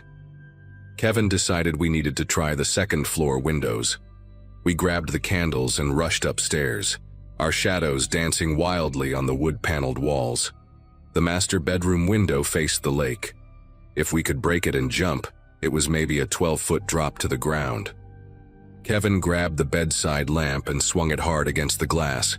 The window shattered, but behind it was plywood, already nailed in place from outside. He hit it again and again, the lamp base denting the wood but not breaking through. That's when we heard footsteps directly above us on the roof. Slow, careful steps like someone checking their work. Then a man's voice, muffled by the rain but clear enough. "No point wearing yourselves out. Storm's supposed to last until morning." The casualness in his tone made my whole body go rigid. This wasn't random. This person had done this before, had a system, knew exactly how long the storm would last and how long we'd be trapped. I grabbed Kevin's arm and pulled him back downstairs, my mind racing through options. The basement. We hadn't checked the basement. There might be a storm door or cellar entrance. The door to the basement was in the hallway near the kitchen, and we practically fell down the wooden steps in our rush. The basement was unfinished, just concrete walls and exposed beams lit by our phone flashlights. No windows, no doors, just stored furniture covered in sheets and an old water heater. But in the corner, I spotted something that made my heart race. An old coal chute, a metal door about 3 feet square built into the foundation. Kevin ran over and pushed on it. It moved slightly, not boarded up yet. We could hear the footsteps above us now inside the house, walking through the rooms we'd just left. The person wasn't hurrying, just walking room to room like they were doing an inspection. Kevin shoved the coal chute harder, and it scraped open about a foot before hitting something outside. Probably dirt and leaves from years of neglect. The footsteps stopped directly above us. Then we heard dragging sounds again. He was moving something heavy across the floor, positioning it over the basement door. Kevin was frantically digging at the debris blocking the coal chute with his bare hands, dirt falling back into the basement. I found a piece of broken lumber and started helping him clear the opening. The metal door was rusted and sharp around the edges, cutting into our hands as we worked. Above us, the man started talking again, his voice conversational like he was chatting with old friends. Gary and his wife tried the coal chute too, about 3 years back. Made it halfway out before I noticed. The Nguyens just hid in the bedroom closet, found them in under an hour. You folks are doing better than most. The revelation that we weren't the first hit me like ice water. This house, this rental, it was all a trap. How many times had Mr. Garrett met desperate couples at that gas station, counted their cash, given them directions to this nightmare? Kevin managed to clear enough space to squeeze through, though the opening was barely wide enough for a person. He went first, his shoulders scraping against the rusty metal, rain immediately soaking him as his upper body emerged outside. I heard him grunt, pulling himself forward. Then suddenly he screamed, not in pain, but in fury. "There's a chain," he yelled back, his voice strained. "My ankle. There's a chain attached to something." I could hear him thrashing, trying to pull free. The footsteps upstairs moved quickly now, no longer casual. Heavy boots thundered across the floor toward the basement door. I pushed myself into the coal chute behind Kevin, feeling the sharp metal tear through my shirt, my skin. His legs were blocking most of the opening, kicking desperately at something I couldn't see. The chain he'd mentioned was wrapped around his left ankle. It must have been a trap, triggered when someone tried to exit. The basement door above us crashed open, flashlight beam cutting through the darkness.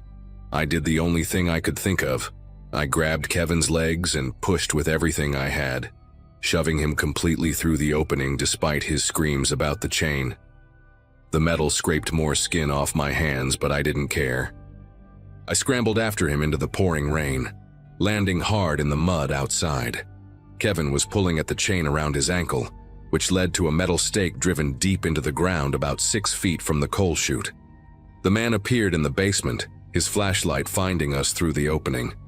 In that brief illumination, I saw his face clearly. Not Mr. Garrett, but someone younger, maybe 35, with hollow cheeks and eyes that looked almost bored. He didn't rush. He knew we weren't going anywhere. I grabbed a rock and started hammering at the stake while Kevin pulled the chain taut. The metal stake was solid, professional, like something you'd use to secure a large dog.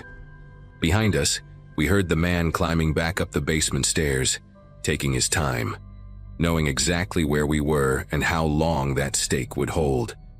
The rock wasn't working. Kevin found a broken piece of concrete and together we hammered at the stake base, rain streaming down our faces, hands bleeding and numb. The chain had maybe 4 feet of length. Kevin could stand but couldn't run. We heard the front door open, the barricade being moved from inside. My mind went into pure survival mode. I told Kevin to wrap the chain around his hand and get ready. When the man came around the corner of the house, flashlight leading his way, I threw the concrete chunk at his face. It caught him in the shoulder, spinning him slightly. Kevin yanked the chain hard to the side, pulling the stake at an angle, and it finally gave way, pulling free from the rain-softened ground. We ran. God, we ran like we'd never run before. Kevin dragging 4 feet of chain, me supporting him when he stumbled. The woods were pitch black, branches tearing at our faces, rain blinding us, but we kept going. We could hear him behind us for the first 100 yards, then his footsteps faded. Maybe he knew the woods would do his work for him. Maybe he had other plans.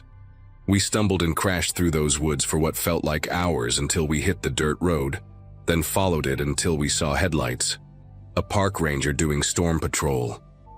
We were hypothermic, covered in blood and mud, Kevin's ankle torn up from the chain.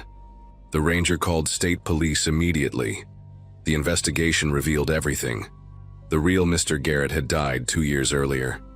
The man we'd met at the gas station was his nephew, Brandon Garrett, who'd been using the property for what police called captivity scenarios. They found evidence of at least 6 other couples in the house. Personal items hidden in the walls, scratch marks we'd missed, dried blood in places we hadn't looked. Brandon had been picking his victims carefully, out-of-state couples having relationship problems. People who'd told family they were going offline for a while.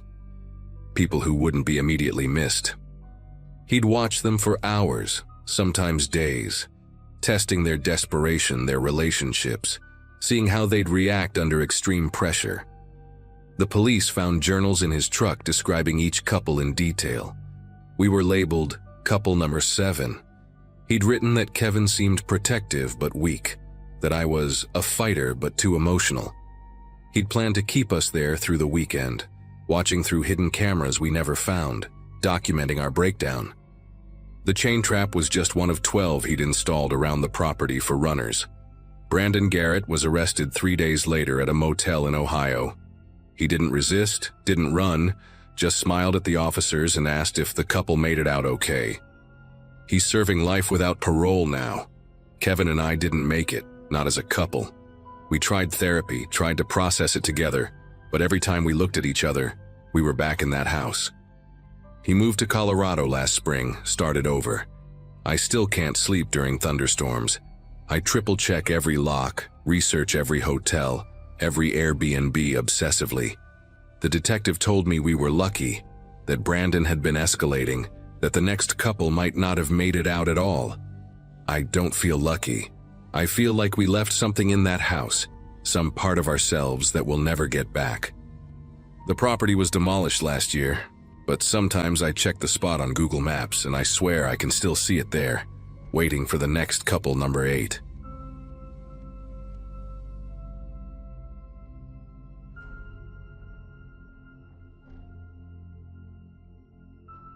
Uncle Jerome had been dead for 2 weeks before anyone thought to tell me about the lake house.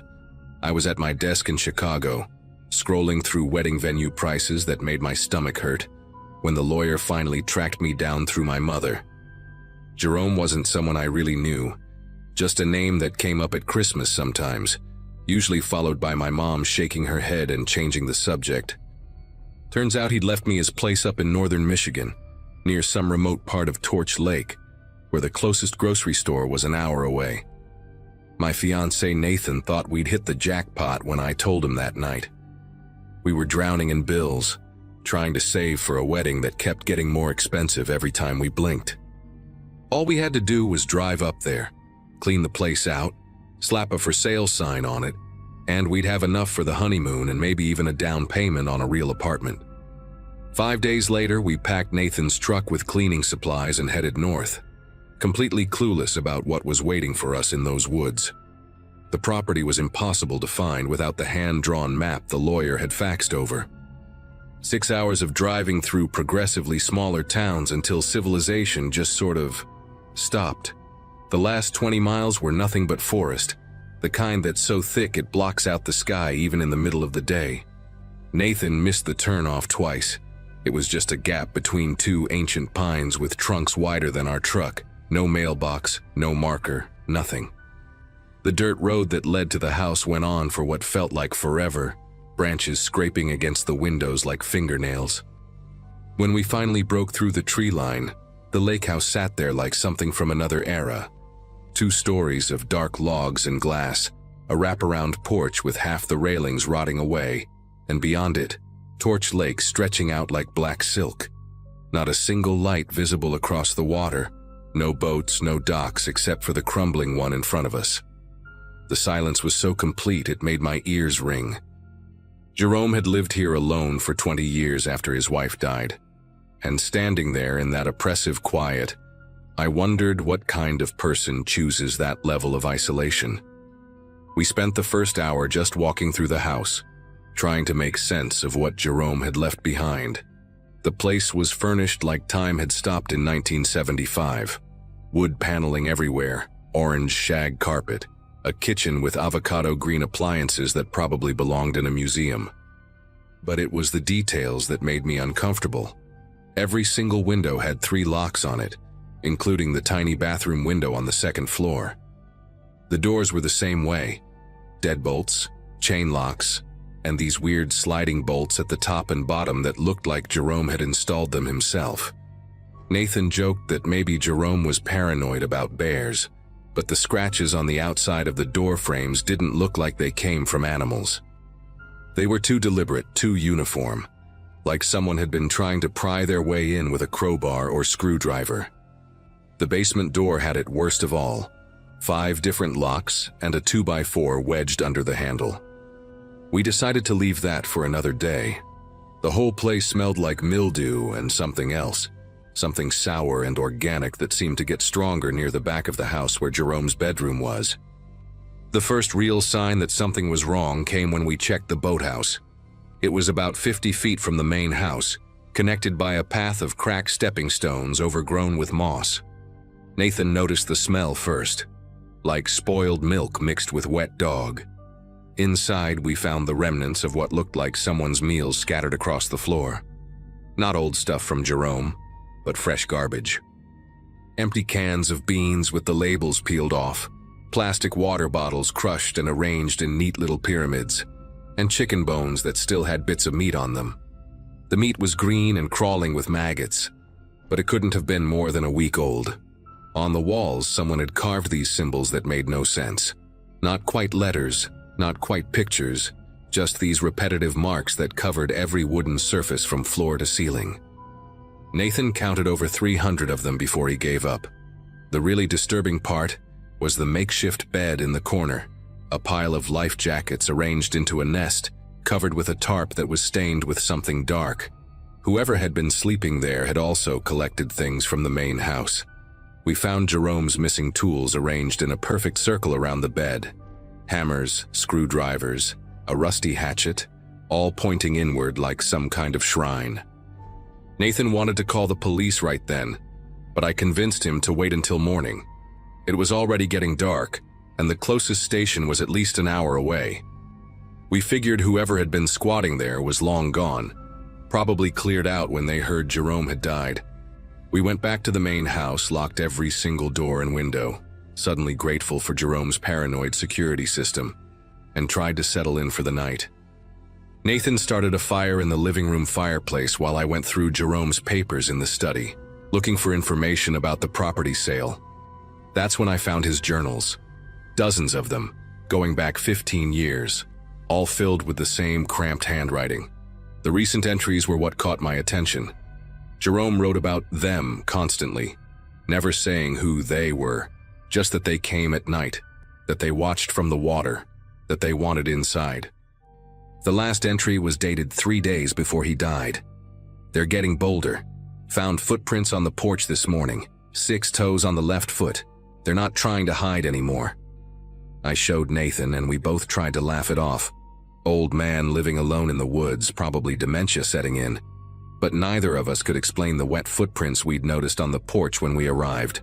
or why one of them had 6 toe marks. The scratching started around midnight. At first, I thought it was just branches against the house. God knows there were enough trees around. But it was too rhythmic, too deliberate. Scratch, scratch, scratch, pause, scratch, scratch, scratch, pause, always in sets of 3. Nathan grabbed a flashlight and went to the window, trying to see what was making the noise. The beam barely penetrated 10 feet into the darkness before being swallowed up by the trees. The scratching moved around the house slowly, stopping at each window like something was testing them. We followed the sound from room to room, Nathan clutching a baseball bat he'd found in the closet, me holding my phone with 911 already dialed but not yet called. The sound stopped at the back door, the one leading to Jerome's bedroom. We stood there in the hallway, barely breathing, waiting.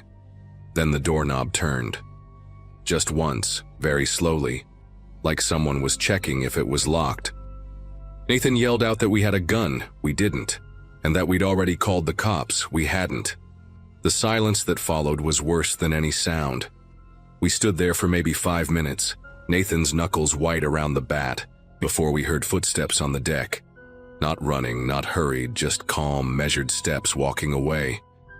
Except the footsteps had this weird rhythm to them, like whoever was walking had an injured leg or was dragging something.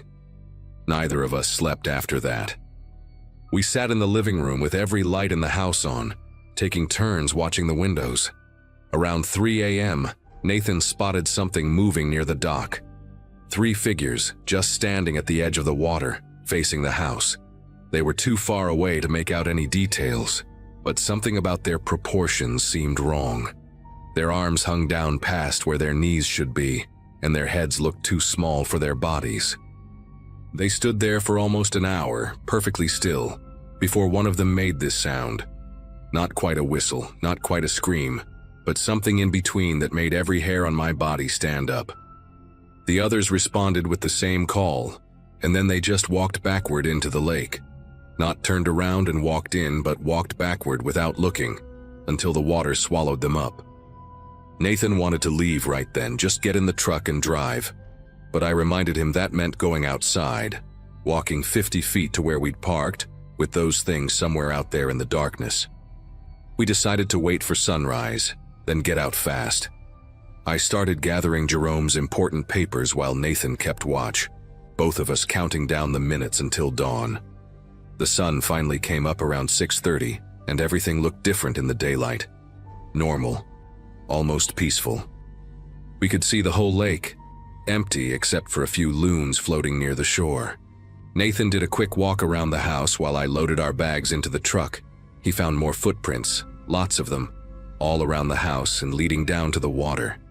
But the weird thing was that some of them were normal, 5-toed human prints, while others had that 6th toe, and still others looked like someone had been walking on their hands. There were marks on all the windows where they'd been tested, and the locked basement door had fresh scratches all around the deadbolt. We were throwing the last of our stuff in the truck when Nathan noticed the hood was open about an inch. He popped it fully, and that's when we saw that someone had removed the battery cables and tied them in elaborate knots. Not cut them, not torn them, but carefully knotted them in these complex patterns that must have taken at least an hour to create. The spare tire was gone too, and in its place was a pile of those same carved symbols from the boathouse, made from twisted pieces of metal that looked like they'd been pulled from the dock. Nathan's phone had no signal, and mine was completely dead even though I'd charged it the night before. The landline in the house had been cut. We found the wire pulled out from the external box and braided into more of those intricate patterns. We were trapped, at least until we could fix the truck or walk the 5 miles to the main road. Nathan started working on unknotting the battery cables while I went back inside to look for tools that might help. That's when I noticed Jerome's journals were gone, all of them, even though I'd stacked them on the kitchen table just hours before. In their place was a single piece of paper with a message written in what looked like mud or clay. He invited us. The lake remembers. You can't sell what was promised. The handwriting was bizarre, like someone had tried to write with their non-dominant hand or maybe with their foot. Some letters were backward, Others were symbols I didn't recognize. While I was staring at this message, Nathan started yelling from outside. Not scared yelling, but frustrated. Someone had filled the gas tank with lake water while we were inside. We could see it dripping out from under the truck, muddy and full of algae. The police finally arrived around 2 p.m. After Nathan had walked 2 miles down the dirt road and found enough signal to call. 2 officers from the county sheriff's department, both looking like they'd rather be anywhere else. They took one look at the boathouse and called for backup, said it was the 3rd property they'd seen like this in the past month. The older cop, Officer Daniels, pulled me aside while his partner photographed everything. He told me that there had been reports going back decades about a group of people living in the woods around Torch Lake. Not quite a family, not quite a cult, but something in between.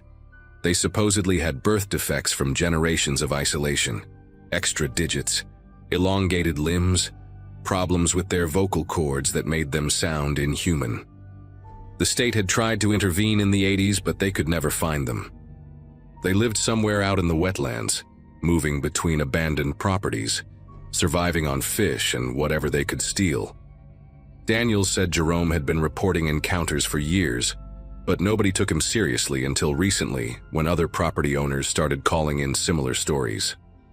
The really messed up part was what he said next. These people seemed to believe that certain properties belonged to them by some ancient right, and they got aggressive when outsiders tried to claim them. Officer Daniels offered to escort us out, said he'd have a tow truck meet us at the main road.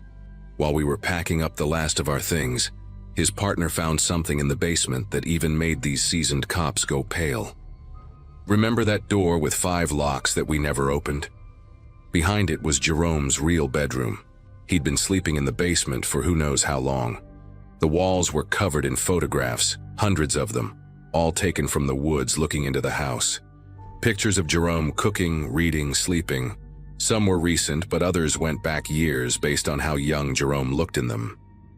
The disturbing part was that in some of the photos, you could see the photographer's reflection in the window, elongated shadows with those distinctive 6-fingered hands pressed against the glass. Jerome had written dates on the back of each photo, documenting when they were taken. The most recent batch was from the week before he died, and in those, you could see multiple figures in the reflections.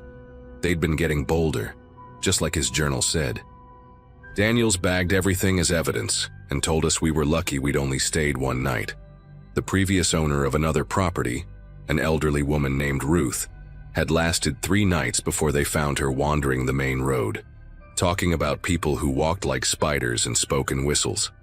We left that afternoon with a police escort, Nathan's truck on the back of a flatbed, our engagement rings feeling stupid on our fingers after what we'd been through. The sheriff's department opened an investigation, but Officer Daniels called me a week later to say they'd found nothing. The boathouse had been completely cleaned out, all the symbols painted over with fresh white paint that was still wet when they arrived. No fingerprints, no DNA, nothing. He advised us to sell the property through a broker and never go back. We took his advice, but the sale fell through 3 times. Each potential buyer reported the same thing: strange sounds from the lake at night, things moving in the woods, and always that feeling of being watched. The property is still in my name technically, but I'll never go back. Nathan and I called off the wedding 6 months later. We never talked about why, but I think we both knew that some experiences either bond you forever or break you apart. And what happened at that lake broke something fundamental between us. Sometimes I get calls from the current caretaker the state assigned to check on the property. He never says much, just that they're still around and that he's found more of those symbols carved into new places. Last month he sent me a photo of the dock where someone had arranged hundreds of 6-toed footprints in the mud, all pointing toward the house. The message is clear. They're waiting. The lake remembers. And someday someone will be foolish enough to try to live there again.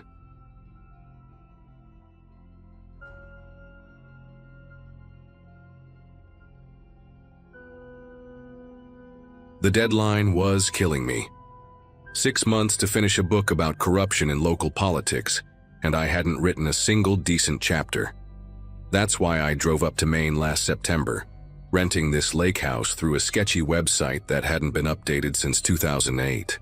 The owner, Mrs. Holloway, met me at a gas station 20 miles away to hand over the keys, said she didn't like going near the property anymore, but wouldn't elaborate.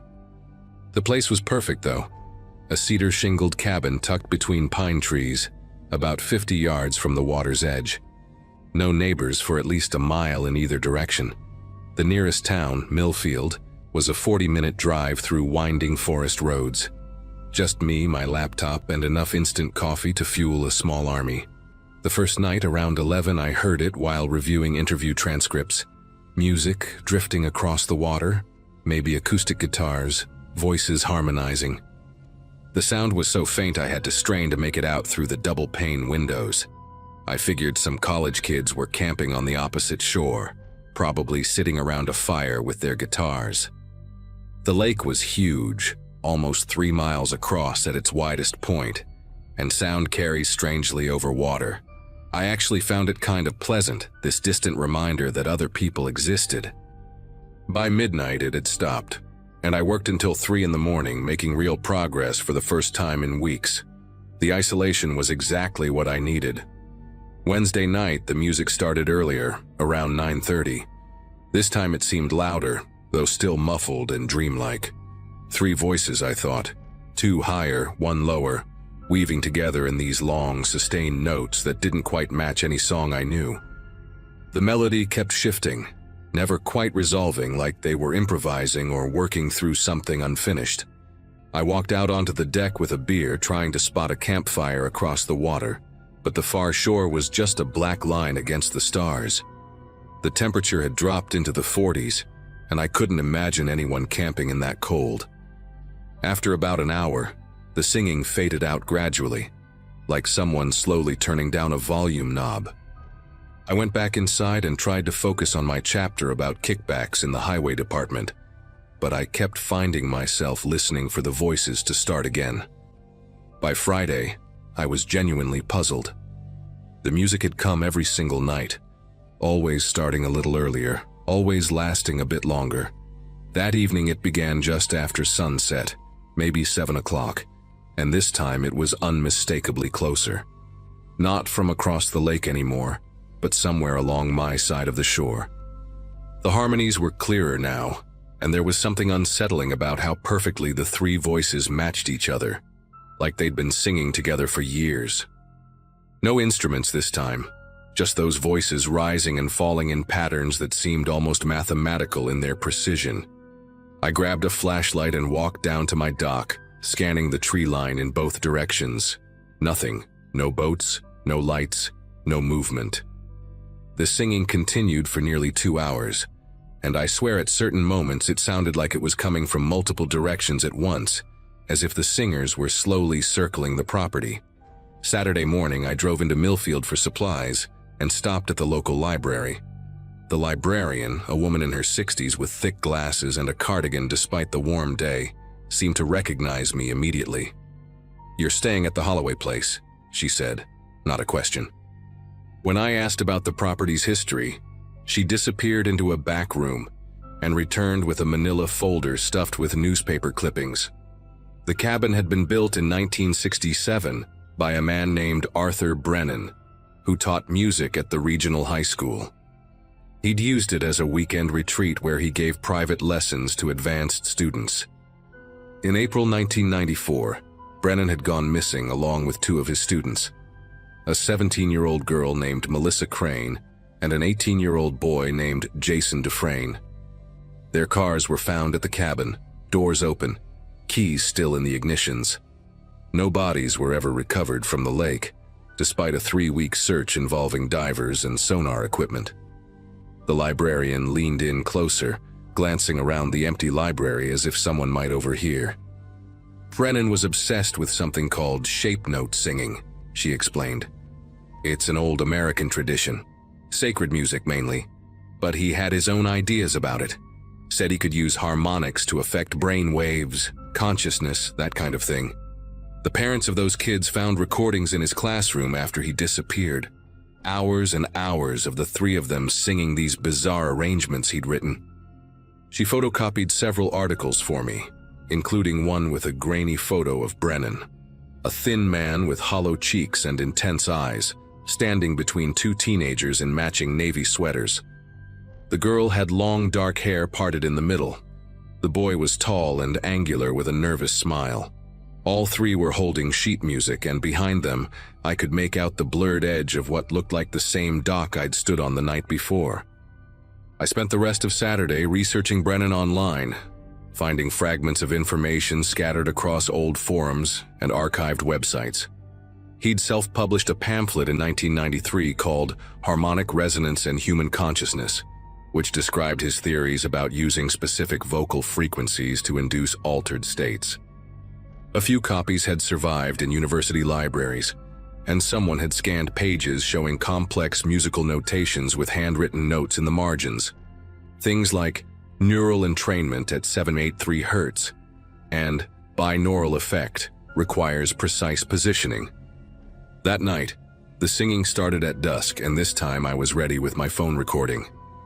The voices were so clear now that I could hear individual breathing patterns between phrases, the subtle scratch of throat clearing, even what sounded like footsteps on gravel.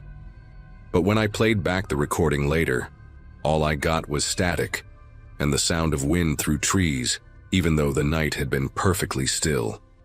Sunday, I couldn't concentrate on writing at all. I kept thinking about those three people, wondering what exactly had happened here in 1994. The singing began in late afternoon, while the sun was still bright on the water, and for the first time I could make out actual words, or at least syllables that might have been words in some language I didn't recognize.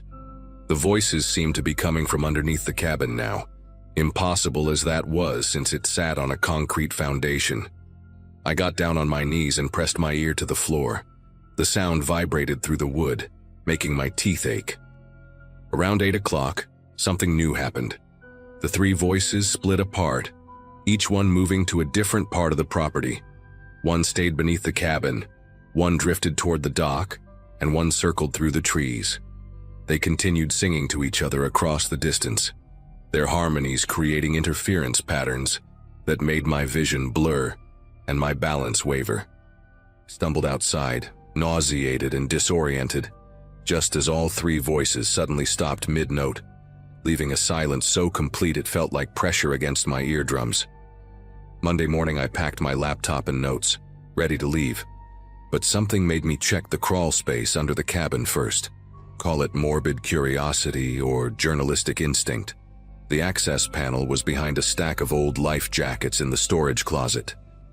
When I pried it open, a smell hit me, musty and organic like wet paper and something else I couldn't identify. I aimed my flashlight into the darkness and saw them immediately. Dozens of cassette tapes scattered across the dirt floor, their labels faded but still partially legible. Dates from 1993 and 1994. Names: Melissa, scale work; Jason, breathing X; 3, all three, convergence pattern. My hands trembled as I grabbed a few and retreated back into the cabin. The old boombox in the kitchen still worked, and when I pressed play on the first tape, those same three voices filled the room. Younger, less refined, but unmistakably the same harmonies I'd been hearing all week. The second tape was different. Brennan's voice speaking alone. Day 43 of vocal conditioning. The students are progressing beyond my expectations. The resonance points we've discovered in this location are remarkable.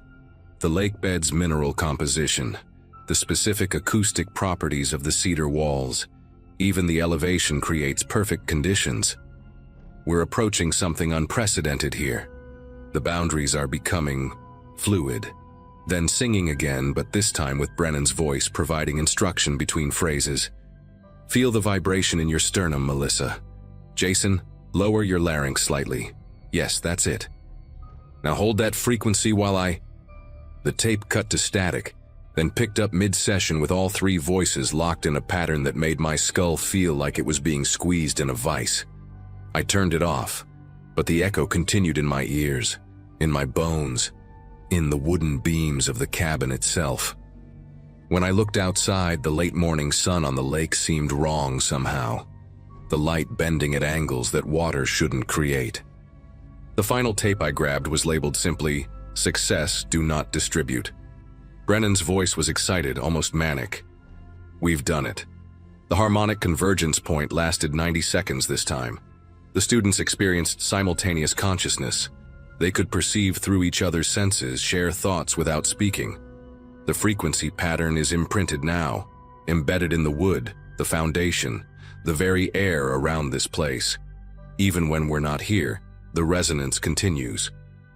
It calls to us. We're returning tonight for the final phase. The recording ended with all three voices beginning that same elaborate pattern I'd been hearing all week. But this time there was something else in the background. A fourth voice, or maybe an echo, or maybe the sound of the cabin itself learning the song. I grabbed the tapes and ran to my car, not bothering to pack anything else. As I drove away, I could see Mrs. Holloway's other rental properties along the lake road, all of them dark and apparently vacant despite this being peak season. That was 3 weeks ago. I'm writing this from my apartment in Boston, trying to make sense of what happened. The tapes are sitting in a box in my closet. I can't bring myself to throw them away or listen to them again. Here's the thing that really gets me.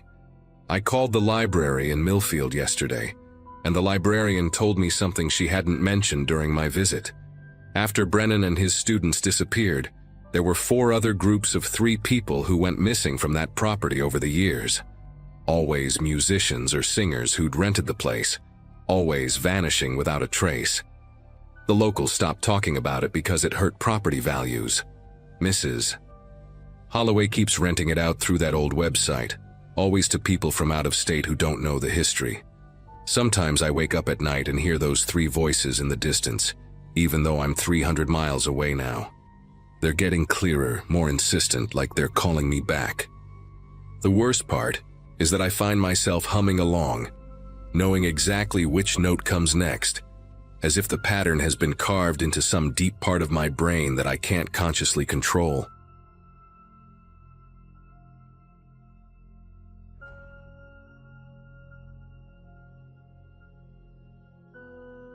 Last August, I packed up my 2 kids and drove 6 hours to a lake house in Oregon, desperate for some peace after the divorce finalized. The place belonged to my college roommate's family, tucked away on the edge of Crater Lake's lesser-known cousin, one of those spots where cell service dies about 20 minutes before you arrive. My daughter Chloe was 12, constantly buried in her fantasy novels, and my son Ethan had just turned 8, still young enough to think a weekend without Wi-Fi was an adventure rather than a punishment. The lake house sat on stilts, weather-beaten cedar shingles and windows facing the water, surrounded by Douglas firs so thick you could barely see the gravel road we'd driven in on.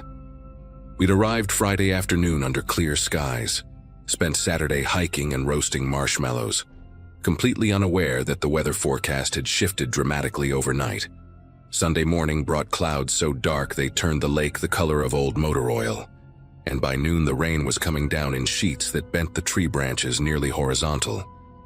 The kids and I were playing Monopoly on the living room floor, the old wood-burning stove crackling beside us, when someone knocked on the door, 3 heavy thuds that echoed through the house. I remember glancing at my watch, 2:47 p.m. Through the front window I could make out a figure hunched against the rain, water streaming off what looked like a yellow raincoat. When I opened the door, keeping the chain latched, I found myself looking at a man maybe 45 years old, his gray hair plastered to his skull, water pooling around his hiking boots. He had these pale blue eyes, almost silver in the storm light, and a scar that ran from his left ear down to his jaw, white against his weathered skin. His raincoat was torn at the shoulder and his hands were trembling, whether from cold or something else I couldn't tell. "Ma'am, I'm so sorry to bother you," he said, his voice hoarse like he'd been yelling over the wind. "My boat flipped about a quarter-mile out, got caught in the storm trying to get back to the marina. I barely made it to shore." He gestured vaguely behind him toward the lake, though through the rain I couldn't see past the tree line. I saw your lights from the water. I know this is strange, but could I come in just long enough to warm up? Maybe use your phone to call for a ride." Something about the way he kept wiping his hands on his soaked jeans, over and over, made me hesitate. But then Ethan appeared beside me, curious as always, and the man's face shifted into this warm, grandfatherly smile that made me feel guilty for my suspicion. Against every horror movie rule I'd ever screamed at characters for breaking, I unlatched the chain. "Just for a few minutes," I said, stepping aside. "You can sit by the fire." He stepped inside with this odd carefulness, like he was memorizing the layout, eyes scanning the living room, the hallway leading to the bedrooms, the kitchen entrance. Water dripped steadily from his clothes onto the hardwood, forming a puddle that reflected the firelight. "Beautiful place," he said, moving straight to the wood stove without invitation, holding his hands out to the heat. "You folks live here year-round?" I explained we were just visiting for the weekend, immediately regretting how much information I was volunteering. Chloe had retreated to the couch with her book, but she kept glancing up at him with that teenage wariness she'd developed lately. The man introduced himself as Douglas, no last name, just Douglas, and began describing his supposed accident in detail, how the storm came out of nowhere, how his 16-foot aluminum boat got swamped by a rogue wave, how he'd clung to a cooler until he could swim to shore. The whole time he talked, his eyes kept drifting to the hallway, and twice he asked seemingly innocent questions that made my chest tighten. "These old places must have been built before modern locks, huh? And your husband out getting supplies before the roads flood?" I told him my phone was in the kitchen and excused myself, leaving him by the fire with my kids just 15 feet away, a decision that still makes me nauseous when I think about it.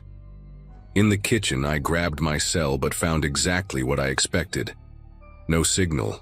The landline on the wall was old but functional, and I picked it up, ready to call 911, or at least the marina to verify his story. But as I started dialing, I could hear Douglas talking to Ethan in the living room, asking him about his favorite hiding spots in the house, whether he'd explored all the rooms yet. My finger hovered over the numbers as I heard him say, "Bet you and your sister have your own rooms here." Lucky kids. Which one has the better view? The casualness of it, the way he was fishing for information while I was out of sight, made my mouth go dry. I hung up quietly and moved to the kitchen window that faced the shoreline, straining to see through the rain for any sign of a capsized boat, debris, anything that would confirm his story. The lake was choppy, whitecaps visible even through the downpour, but there was nothing else. No overturned hull, no floating cooler, no indication anyone had been out on that water. When I returned to the living room, Douglas had moved from the stove and was standing by our front door, examining the deadbolt with his fingers. "Old Schläge," he said without looking at me. "These can be tricky in weather like this. The wood swells, makes them stick." "You folks having any trouble with it?" Ethan was showing him his collection of rocks he'd found on our hike yesterday, completely oblivious to the way Douglas kept touching things, the door frame, the window locks, the light switches, like he was taking inventory. "Did you reach anyone?" he asked. And when I lied and said the phones were down, his mouth twitched into something that wasn't quite relief, but close enough to make me step between him and my children. "That's unfortunate," he said, moving back toward the fire. "Guess I'll have to wait out the storm here. These things can last hours, sometimes all night." The assumption that he was staying, the way he just invited himself to remain in our space, sent a cold prickle down my spine that had nothing to do with the temperature. The next hour crawled by with excruciating slowness, while Douglas made himself increasingly comfortable in our space. He'd found a towel in the bathroom without asking, dried his hair with it, and draped his raincoat over a chair he'd pulled unnecessarily close to where Chloe was reading. Every few minutes he'd make these observations that sounded innocent, but felt like reconnaissance. "No neighbors for what, half a mile? Must be peaceful." Or, "That back door leads straight to the dock, right? Easy access." When Ethan mentioned we'd gone swimming yesterday morning, Douglas perked up and asked if we'd seen any other boats, any fishermen, anyone at all who might have noticed us there. The question hung in the air like smoke, and I found myself lying again, saying yes. We'd waved to several boats, lots of people knew we were here. His expression didn't change, but he started drumming his fingers on his knee in this rapid, agitated rhythm that he hadn't been doing before. Around 4 p.m., he stood abruptly and announced he needed to use the bathroom. But instead of going to the one in the hallway, he walked straight toward the back of the house where the bedrooms were. "First door on the left," I called out, my voice sharp enough that Chloe looked up from her book. But I could hear him walking past the bathroom, his footsteps creaking on the old floorboards as he continued down the hall. I followed quickly, finding him in the doorway of the kids' room, studying the window that faced the woods. "Just checking if I could see the marina from here," he said when he noticed me behind him. "Sometimes you can spot the lights when the rain lets up." But there was no marina in that direction. I knew because we'd driven around the entire lake yesterday. The marina was east. This window faced west into dense forest. "Bathroom's back here," I said firmly, and something in my tone must have finally registered because he nodded and retreated. But as he passed me in the narrow hallway, he paused just long enough to say, "Your girl's about my daughter's age. 12, 13. They grow up so fast, I'd never told him Chloe's age." The bathroom door closed with a soft click, but I stood frozen in the hallway, listening to the rain hammering the roof and trying to convince myself I was overreacting, that maybe Ethan had mentioned his sister's age, that maybe I was just being paranoid. When Douglas emerged from the bathroom, he'd washed his face and hands, but there were muddy boot prints leading all the way to the bathroom that hadn't been there before, like he'd walked outside and come back in while we weren't watching. Except he'd been inside the whole time, hadn't he? I grabbed cleaning supplies from under the kitchen sink, using it as an excuse to follow his trail, and that's when I noticed the back door's deadbolt was unlocked. I distinctly remembered checking all the locks when the storm started. My heart was pounding so hard, I could hear it over the rain as I casually relocked it, then suggested to the kids that we should play a board game in their room. Anything to get them away from Douglas. But he intercepted Ethan in the hallway, crouching down to the boy's level with that same grandfatherly smile. "Hey, buddy, before you go, did you happen to see where your mom keeps the flashlights? Power goes out a lot in storms like this." Ethan, eager to be helpful, started to explain that there was one in the kitchen drawer, one in Mom's room, and a big lantern in the closet by the back door. Douglas nodded along, memorizing every detail, and that's when I saw it. A small handheld marine radio clipped inside his raincoat pocket, the LED power indicator glowing green. If his boat had capsized, if he'd barely survived swimming to shore, why was his radio completely dry and functional? The moment crystallized everything. I scooped up Ethan mid-sentence, told Chloe we were playing hide-and-seek right now, and herded them into my bedroom. Douglas stood slowly, that grandfather mask slipping just enough for me to see something calculating underneath. "Everything okay?" he asked, taking a step toward us. I managed to smile, said the kids had been begging to play all weekend, and closed the bedroom door. My hands fumbled with the old push-button lock, the flimsy kind that could be opened with a bobby pin, but it was better than nothing. I whispered to the kids to stay quiet, that we were going to play a different game. Whoever could stay silent the longest would win. Chloe's face had gone pale. She was old enough to understand something was wrong. From the other side of the door, I could hear Douglas's footsteps, slow and deliberate, stopping right outside. The doorknob turned gently, testing. "Hey," he called through the door, his voice different now, lower, without the false warmth. "I think there's been a misunderstanding. Why don't you come out and we can talk about this?" The handle jiggled harder, then nothing. Silence except for the rain. I pressed my ear to the door and heard him moving away, but not toward the living room, toward the back door. The one I'd just relocked. The one Ethan had just told him led straight to the dock. I grabbed my cell phone and dialed 911, not caring that there was no signal. Maybe somehow emergency calls would go through. Nothing. The landline was in the kitchen, impossible to reach without leaving the bedroom. We were trapped. Then I remembered the car keys in my pocket. I whispered to the kids that we were going to run to the car on the count of 3, no matter what. Chloe grabbed Ethan's hand and I slowly turned the lock, easing the door open. The hallway was empty, but I could hear sounds from the back of the house. The scraping of metal on metal, like someone working at a lock. We crept toward the front door, and I could see Douglas through the back window, crouched at the door with something in his hand, completely focused on whatever he was doing. We made it to the front door, and I fumbled with the deadbolt that now seemed impossibly loud. It clicked open, and we burst out into the storm. The rain hit us like a wall, instantly soaking through our clothes, but we ran for the car parked 30 feet away. I jammed the key in the ignition. The engine roared to life, and I threw it in reverse just as Douglas came around the side of the house, no longer pretending to be injured or weak.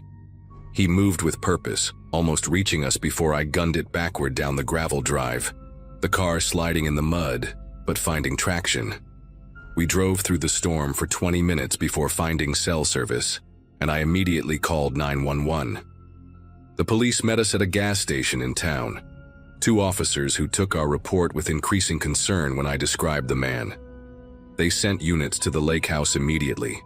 What they found still makes me sick to think about. There was no capsized boat, no accident, no maritime emergency.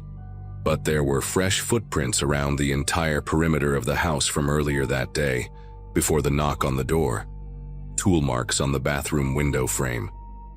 And in the woods behind the house, a truck with California plates hidden under a tarp, registered to a man named Douglas Brenner, who'd been released from prison 6 months earlier after serving 8 years for home invasion and assault.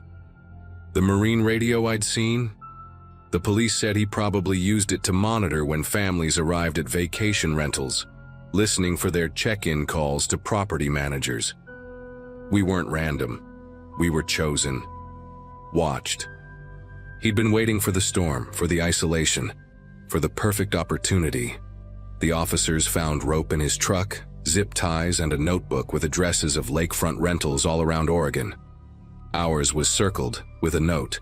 Single mother, 2 kids, no dogs.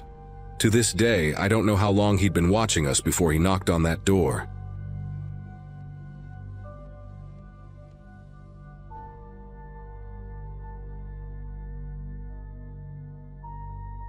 It was spring break 2017, and the 6 of us had pooled together what little money we had left after textbooks and ramen to rent this dirt-cheap lake house in upstate New York.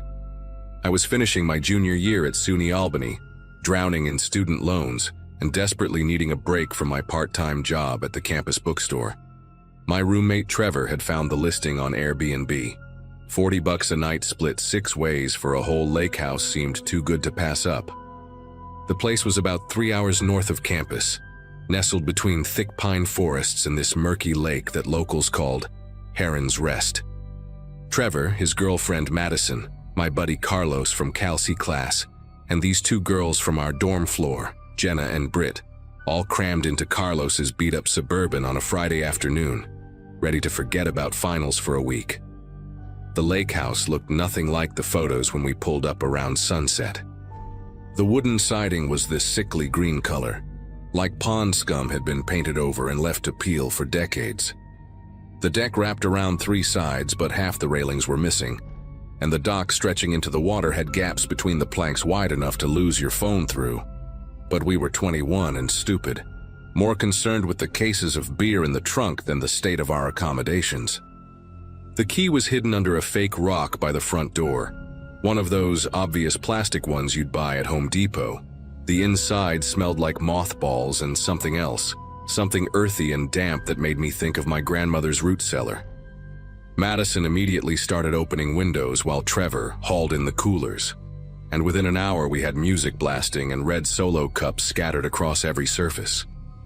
Around 10 that night, we were all pretty buzzed and playing some drinking game Carlos had made up, involving cards and embarrassing questions, when Jenna's phone buzzed. She glanced at it, and her face scrunched up in this confused way. "That's weird," she said, holding up her screen. Someone just texted me, nice pink tank top, but you should probably close the kitchen window behind you. We all laughed because Jenna was wearing a pink tank top and had just come back from the kitchen. But then she got this look on her face. Guys, I don't have any service up here. How did this come through? The number had a 5118 area code, local to this region. Trevor grabbed her phone and tried calling it back, but it just rang and rang. We figured it was probably the owner checking in. Maybe they had cameras or something, though nobody remembered seeing any. 20 minutes later, Carlos was out on the deck taking a leak off the side. Classy, I know. When his phone lit up. The text read, "Third plank from the left is loose. Careful you don't fall through." He came bursting back inside, face pale under his stubble, holding his phone like it was contaminated. "Which one of you is messing with me?" But we were all there in the living room, phones visible on the coffee table or in pockets. That's when things started to feel wrong, like the air in the room had gotten heavier. Madison suggested maybe it was locals playing pranks on tourists, which made sense until she pointed out something that made my chest tighten. How would they know our numbers? We literally just got here. The music was still playing, but nobody was dancing anymore. Britt turned it down and we all just sat there looking at each other, waiting for someone to have a logical explanation. Then my phone vibrated. The message made my mouth go dry. "Check the basement door behind the water heater. The lock's been broken for years. Anyone could walk right in." I hadn't even noticed there was a basement. Trevor and Carlos went to investigate while the girls huddled together on the couch. They found the door exactly where the text described, tucked behind this ancient rust-stained water heater in a utility closet we hadn't even opened yet. The padlock hung there, sheared clean through like someone had used bolt cutters. The wooden door opened to narrow stairs disappearing into pure black. Carlos shined his phone flashlight down there, and we could see footprints in the dust. Fresh ones, going both down and back up. "We're leaving," Madison announced, already grabbing her purse. But Trevor, trying to be the tough guy, insisted we search the house first. "If someone's hiding here, we need to know," he said, though his voice cracked a little. We split into pairs and searched every room, every closet, under every bed. The house had this weird layout with rooms that connected in unexpected ways. A bathroom with 2 doors, a closet that opened into another bedroom, a hallway that dead-ended at a wall with a small hatch near the floor. Jenna and I were checking the master bedroom when we found something that made us both stop breathing for a second. On the dusty dresser, someone had drawn a smiley face, and underneath it, 6 tally marks. 6 of us. The dust around it was undisturbed except for those finger marks, fresh and deliberate. That's when Britt screamed from downstairs. We rushed down to find her staring at her phone, trembling. The new message read, "You missed the attic access in the hall closet. I'm disappointed." I thought college kids were supposed to be smart. Trevor yanked open the hall closet so hard the door bounced off the wall. Behind a row of moldy life jackets, there it was, a square cutout in the ceiling with a rope hanging down. The rope looked new, bright white against the yellowed walls like someone had recently replaced it. We could hear something up there, a subtle creaking that wasn't quite in rhythm with the wind outside. "Call 911, Madison said, but our phones had no signal for calls, only these texts kept coming through somehow. Carlos tried using the landline in the kitchen, but the line was dead, just this soft clicking sound when you picked up the receiver. We were 40 minutes from the nearest town, surrounded by dark forest and that black lake. Trevor and Carlos pulled down the attic access and a ladder unfolded. The smell that wafted down was overwhelming. Body odor, rotting food, and something chemical like old batteries. Trevor climbed up first with his phone light, then immediately came back down, his face completely drained of color. "Someone's been living up there," he whispered. "There's a sleeping bag, empty food cans, bottles filled with liquid, and photos. Dozens of photos taped to the beams." Before anyone could respond, all 6 of our phones buzzed simultaneously. The message was longer this time. The previous renters were fun too. The family in January only lasted 3 hours before they ran. The couple in December made it through the night but left their dog behind. Don't worry, I fed him. You're doing better than most. The secret is knowing all the ways in and out, like the crawl space that connects the basement to the dock storage, or the panel in the back of the bedroom closet that opens to the attic. Or my favorite, the old dumbwaiter behind the kitchen wall that still works if you know which board to push. Madison started crying, and honestly, I was close to joining her. This person had been here the whole time, had been watching other renters, had made this place his sick little game. Jenna was already at the door with her keys, but when she turned the deadbolt, it wouldn't budge. The lock was jammed, stuffed with something from the outside. Carlos grabbed a kitchen chair and smashed it through the living room window. The glass exploded outward and cold air rushed in, but as he was clearing the remaining shards, another text arrived. Breaking things costs extra. The owner will add it to your bill. $200 for the window, $50 for the chair. I keep track of everything. That detail, keeping track of damages, made it suddenly real in this mundane, horrible way. This wasn't just some creep. This person had access to the rental account, knew the owner, maybe was the owner. Trevor was already helping Madison through the broken window when we heard footsteps above us, slow and deliberate, walking from one end of the attic to the other. Then a dragging sound, like something heavy being pulled across the floor. The attic access ladder started to retract on its own, folding up into the ceiling. Someone was pulling it up from inside. "Go, go, go," Trevor shouted, practically throwing Britt through the window opening. I could hear my heart pounding in my ears as I helped Jenna through, her hands slick with sweat and shaking. We ran to Carlos's Suburban, feet crunching on the gravel driveway, nobody looking back at the house. The keys were shaking in Carlos's hand as he tried to start the engine. It turned over once, twice, then nothing. The battery was dead. That's when we noticed the hood was slightly popped, like someone had been under there. My phone lit up again. I disconnected a few things. Walking to town might be good exercise, though the woods get pretty confusing at night. People have gotten lost for days. Trevor was already on the ground, sliding under the vehicle with his phone light, trying to see what had been tampered with. Madison was on the verge of hyperventilating, and Britt was trying to flag down any cars on the remote road, but nothing had passed since we'd arrived. That's when I noticed movement in the house.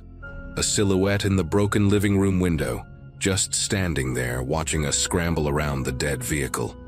The figure raised something to their ear, a phone, and all 6 of our phones buzzed one final time. The owner keeps a spare key in a magnetic box under the generator shed. The generator has enough fuel to run for 3 days. The shed locks from the inside. Choose wisely. It was a trap or it was help, but either way we needed shelter and a way to call for help. The generator would mean power, maybe internet, maybe a way out of this nightmare. Carlos spotted the shed about 50 yards away, barely visible in the darkness. We moved as a group, nobody wanting to separate, our phone lights creating shifting shadows between the trees. The magnetic box was exactly where the text said, containing a single brass key. Inside the shed was an old diesel generator, some gas cans, tools, and miracle of miracles, an old corded phone mounted on the wall. Trevor grabbed it and got a dial tone. His fingers were shaking as he punched in 911. We could hear the operator answer, Trevor frantically explaining our location, the break-in, the stalking, everything pouring out in a jumbled rush. The police arrived 45 minutes later, the longest 45 minutes of my life. We stayed locked in that shed, taking turns watching through the small window as flashlight beams searched the house. They found the attic setup, the basement entrance, all the hidden passages the texts had described, but they never found him. The officer told us the house had been a problem property for years. Complaints from renters about feeling watched, items moved, strange sounds. The owner, some investment company in Florida, just kept lowering the price and paying off anyone who complained too loudly. They towed Carlos's Suburban to town, where a mechanic fixed what turned out to be just disconnected battery cables and a removed fuse. We drove straight through the night back to Albany. Nobody sleeping, nobody talking about what happened. The next week I saw the lake house was still listed on Airbnb. The price dropped to $30 a night. The review section had been wiped clean. Sometimes I still get random texts from 518 numbers, just single words like remember or visit again. I never respond. I changed my number eventually, moved to Arizona after graduation, got a normal job, a normal life. But every time I pass a lake or see an Airbnb listing for some too cheap remote property, my chest gets tight and I remember that silhouette in the window, just standing there, like he owned the place. Maybe he did.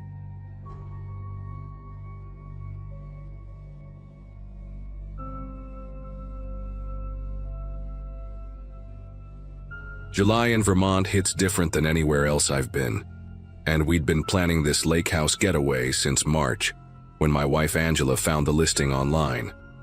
I'm an accountant at a firm downtown. She teaches 4th grade, and between our jobs and raising 2 kids, we desperately needed these 2 weeks away from everything. Our son Tommy had just turned 8 that spring, and our daughter Lily was 13 going on 30. Complete with the eye rolls and the constant texting with her friends. We arrived at the rental around 4 on a Friday afternoon. This beautiful cedar-sided place nestled right on Lake Champlain's eastern shore, surrounded by these towering pines that made the air smell incredible. The property had everything the photos promised: a wraparound deck with weathered Adirondack chairs, a private dock stretching into the water, and this view of the lake that looked like something from a postcard. Angela dove straight into organizing the kitchen while I unloaded our SUV, and the kids immediately ran down to explore the dock, their laughter bouncing across the calm water. The whole setup was perfect, exactly what we needed, though the nearest neighbors were barely visible through the trees on either side, and across the lake there was nothing but forest and what looked like a few old structures hidden in the shadows of the opposite shore. After dinner that first night, burgers on this ancient Weber grill that probably came with the house, we were all out on the deck just soaking in the quiet when Tommy grabbed my arm around 9:30. "Dad, someone's playing with flashlights over there," he said, pointing across the dark water to the opposite shore, maybe half a mile away.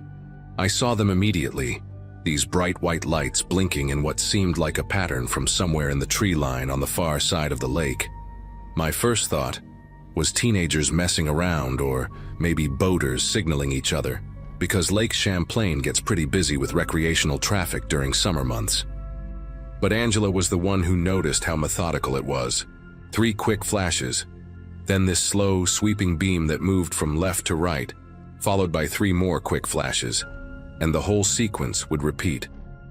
"Probably just kids being kids," I said, though something about the precision of it made me keep watching. The beam, whenever it did that slow sweep across the water, would always end up aimed directly at our deck, lingering there for several seconds like someone was studying us through the darkness before the light would click off completely. We watched for maybe 15 minutes and it never varied. Same exact pattern every time, always ending with that beam trained on our rental house like a finger pointing through the night. The next morning, Saturday, I woke up around 6:30 to find Tommy already on the deck with a bowl of cereal, using the binoculars we'd brought for bird watching to scan the opposite shore. "Trying to see where those lights came from," he told me. And honestly, in the bright morning sun with mist rising off the lake, the whole thing seemed silly, like we'd gotten spooked over nothing. Through the binoculars, I could make out what looked like an old cabin or boathouse partially hidden in the trees across the water, its brown walls almost invisible against the forest, with a small rotting dock that had mostly collapsed into the lake. The place looked abandoned for years. Part of the roof had caved in, and even from this distance you could see vines growing up the sides. I told Tommy it was probably just local kids who knew about the old building and used it as a hangout spot, which made perfect sense in daylight. We spent the rest of Saturday doing normal vacation stuff, swimming, kayaking. Angela read her book on the deck while Lily complained about the weak Wi-Fi signal. By evening, I'd pretty much forgotten about the lights until we were roasting marshmallows around 9 o'clock, and Tommy suddenly dropped his s'more in the fire. "They're back," he whispered, and sure enough, across the black water, the same exact pattern had started up again.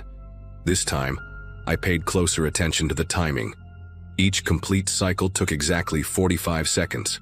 I counted it on my watch, and the beam that swept across always moved at the same speed. Mechanical almost, like someone was following a script. Angela wanted to take the kids inside, but I was getting annoyed now because whoever was doing this was clearly trying to freak out the renters. Probably some local tradition to mess with tourists. "I'm going to check it out," I told Angela, grabbing a flashlight and heading down to our dock where we had a small aluminum rowboat tied up that came with the rental. She tried to talk me out of it, said we should just call the rental company in the morning, but something about the deliberateness of those lights made me want answers right then. The lake was dead calm, like black glass, and the sound of the oars cutting through the water seemed incredibly loud in the quiet night. As I rowed across, I kept my flashlight off, not wanting to announce my approach, just following the rhythm of those signals that kept repeating their pattern. The closer I got, the more I could see that the lights were coming from that derelict cabin I'd spotted earlier, specifically from what must have been a window on the upper floor. About 100 feet from the opposite shore, the lights suddenly stopped completely, like whoever was operating them had noticed me coming. I beached the rowboat on what was left of the old dock, the wood creaking and bending under my weight in a way that made me test each step before committing to it. Up close, the cabin was in worse shape than it looked from across the lake, windows broken, door hanging off its hinges, and this smell of rot and mildew that hit you like a wall. But what caught my attention immediately were fresh footprints in the mud leading from the water's edge to the cabin's side entrance, and I mean fresh, like someone had walked through here within the last few hours. The door was barely attached, and when I pushed it open with my flashlight, it scraped against the floor with this grinding sound that made me wince. Inside, most of the downstairs was what you'd expect. Moldy furniture, collapsed ceiling sections, raccoon droppings everywhere. But then I noticed something that made me stop cold. In the corner, partially hidden under a tarp, was a modern camping setup. A sleeping bag, some canned food, bottles of water, and a portable camp stove that looked recently used. Someone was definitely living here, or at least staying here regularly, and that changed everything about those lights.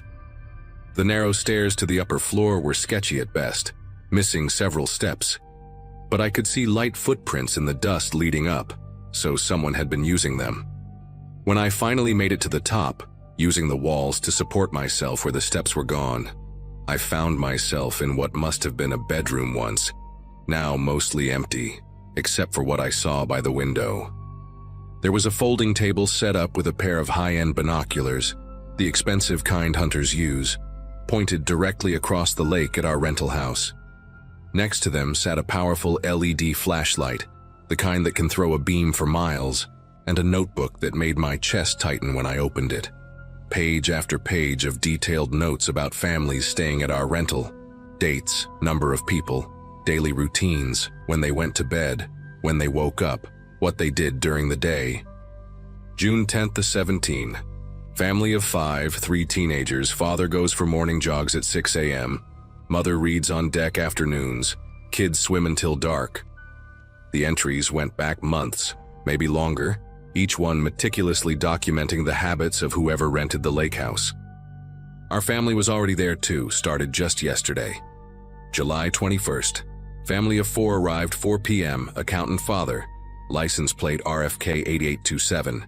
Teacher mother, boy approx 8, girl approx 13, son interested in fishing, daughter stays inside mostly. Whoever wrote this had been watching us from the moment we'd pulled into the driveway. I started photographing the pages with my phone, my fingers trembling as I flipped through more entries. And that's when I found the section that made me want to grab my family and leave immediately. Behind the regular observation notes was a collection of photographs, dozens of them, all taken with a telephoto lens from this very window.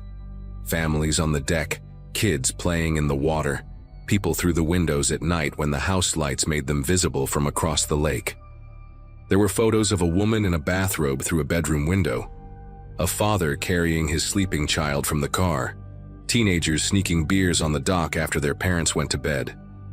Some photos had red circles drawn around specific people, mostly children, with notes scribbled on the backs. Would trust strangers. Parents inattentive after 10 p.m. Back door left unlocked during day. One photo showed a young boy, maybe 6 years old, circled in red with the note, "Similar to Gregory, same hair, same build, watches cartoons alone in living room 7 to 8 a.m. I didn't know who Gregory was, but the implication made me sick to my stomach. At the bottom of the pile, I found recent pictures from yesterday. Our arrival, Tommy running to the dock, Lily on her phone on the deck, Angela unpacking groceries through the kitchen window. The sound of a boat motor in the distance snapped me back to reality, and when I looked out the window, I could see navigation lights approaching from the north end of the lake, heading in the general direction of this cabin. I grabbed the notebook and as many photos as I could stuff in my pockets before heading back down those broken stairs, nearly falling twice in my rush. As I reached the bottom floor, I heard the boat engine getting louder, definitely closer now, and through a crack in the wall I could see it was slowing down, angling toward this shore.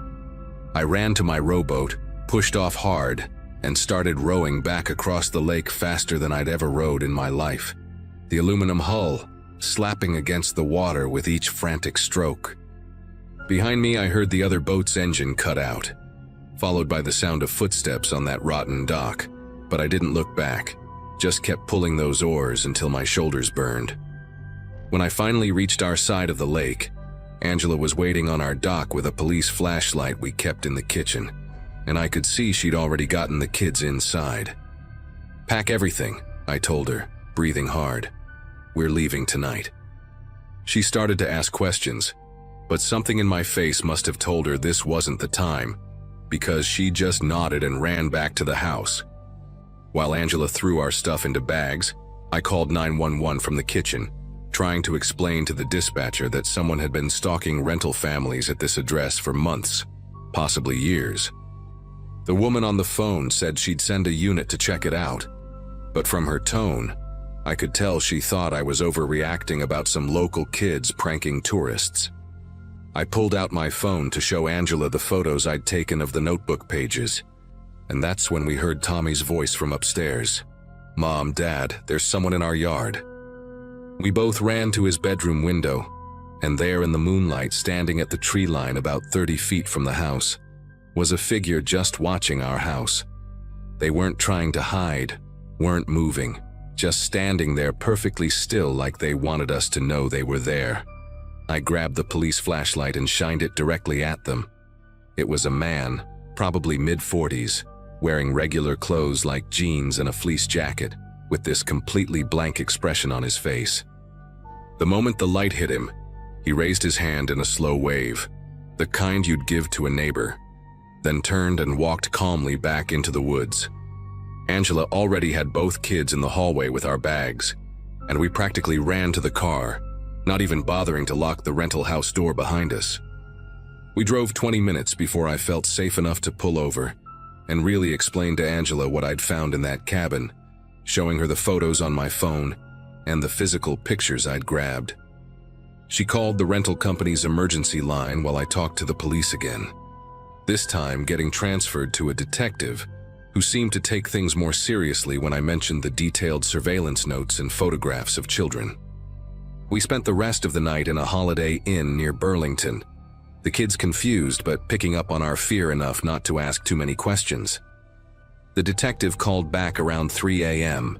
They'd searched the cabin and found the setup exactly as I'd described it, plus more notebooks in a hidden compartment under the floorboards going back 3 years, thousands of photos, and what looked like plans for something they wouldn't elaborate on over the phone.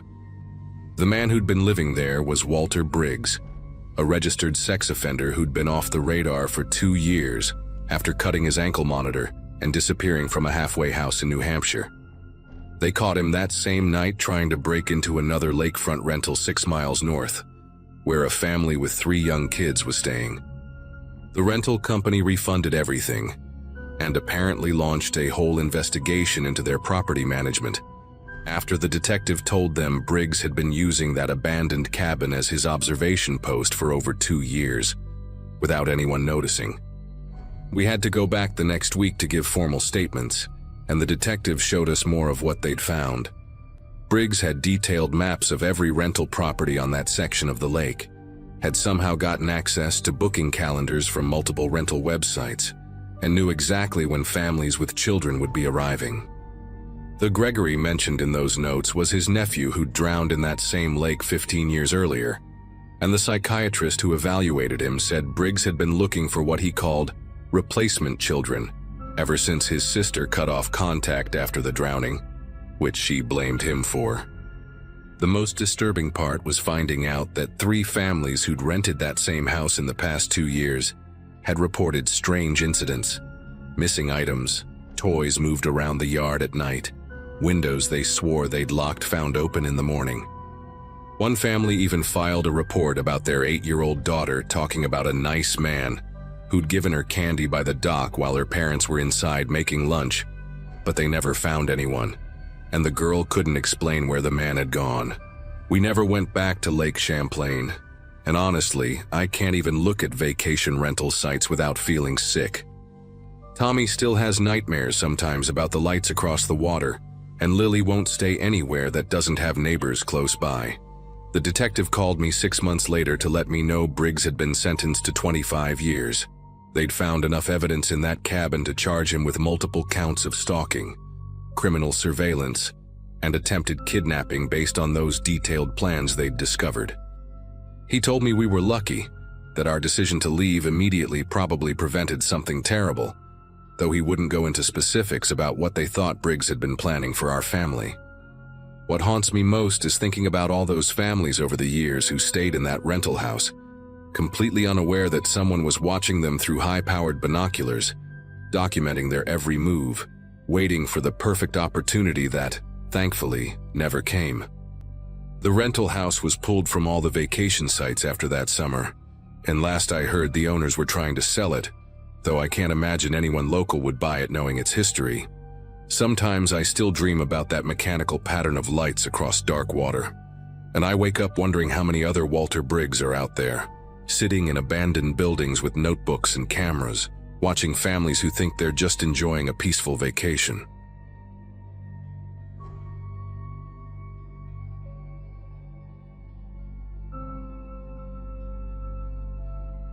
I had been living in Milwaukee with my girlfriend Claire when we stumbled on the listing for that foreclosed lake house.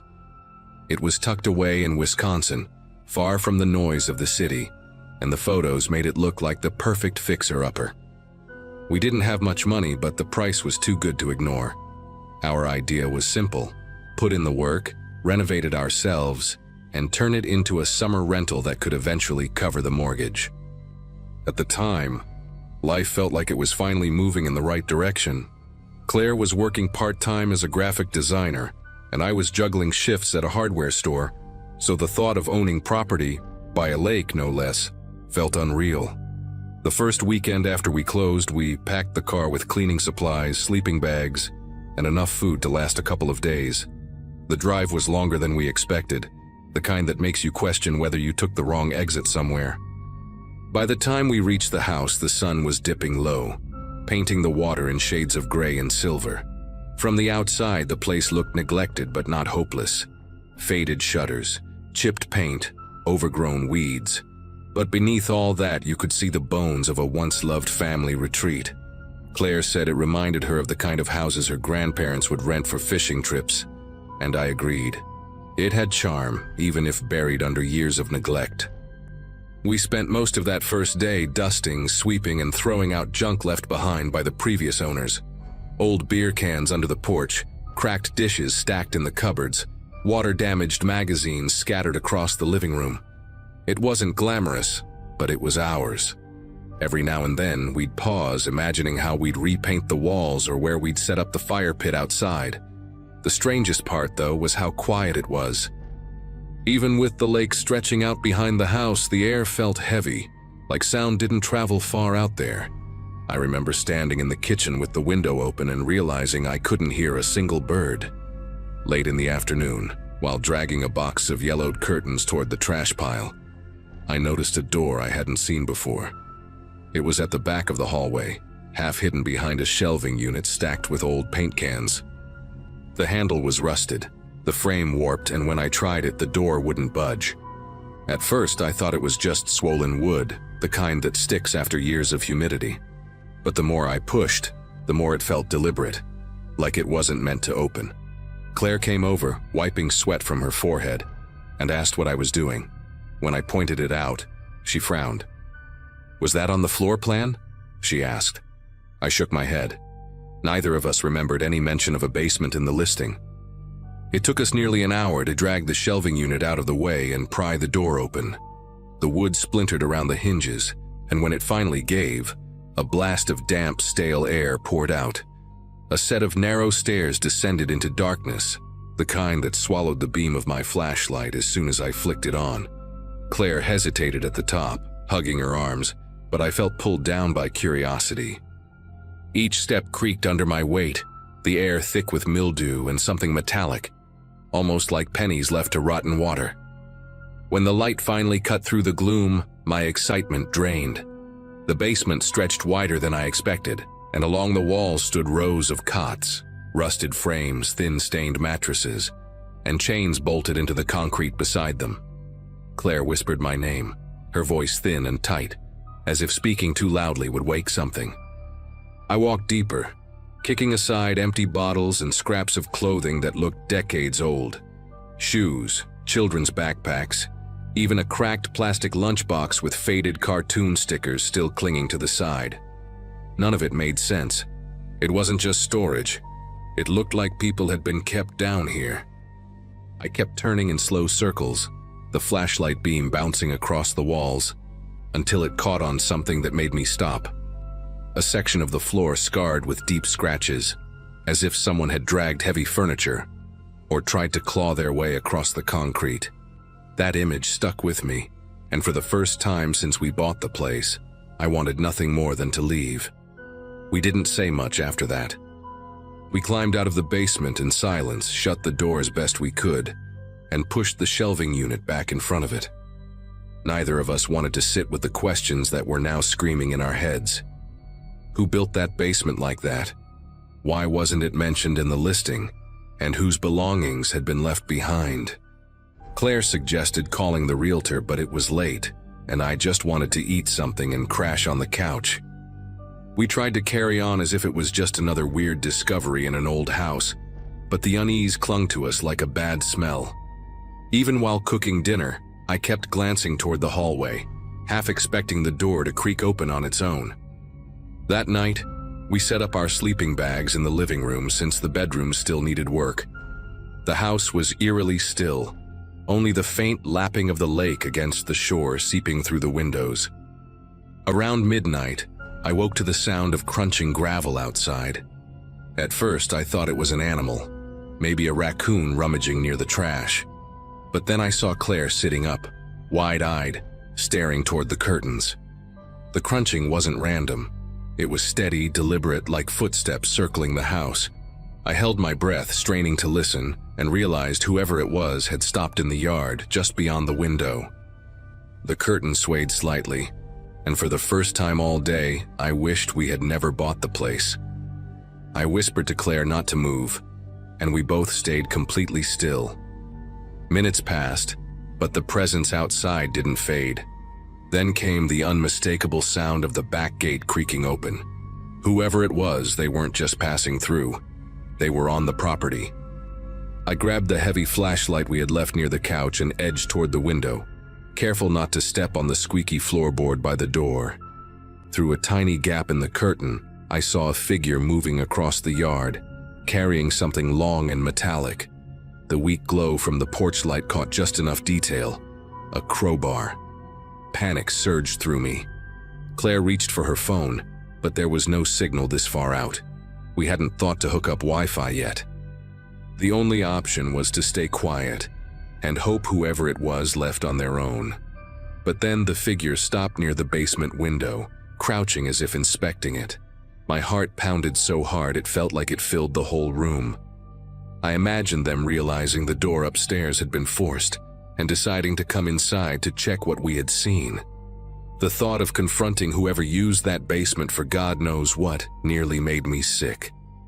I motioned for Claire to follow me, and we slipped toward the front door. The hinges screeched faintly as I opened it, and I prayed the intruder hadn't heard.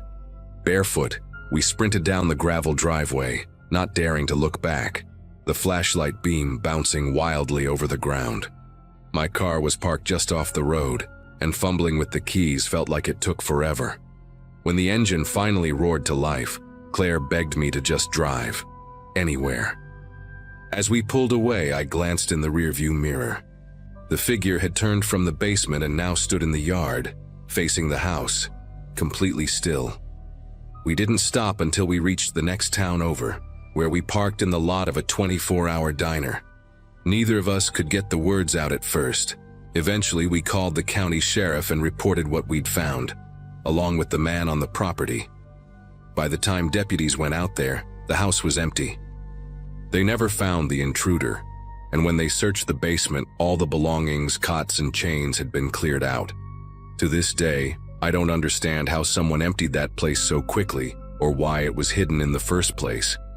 All I know is, we never went back and the lake house is still standing there, probably holding secrets I never want to uncover.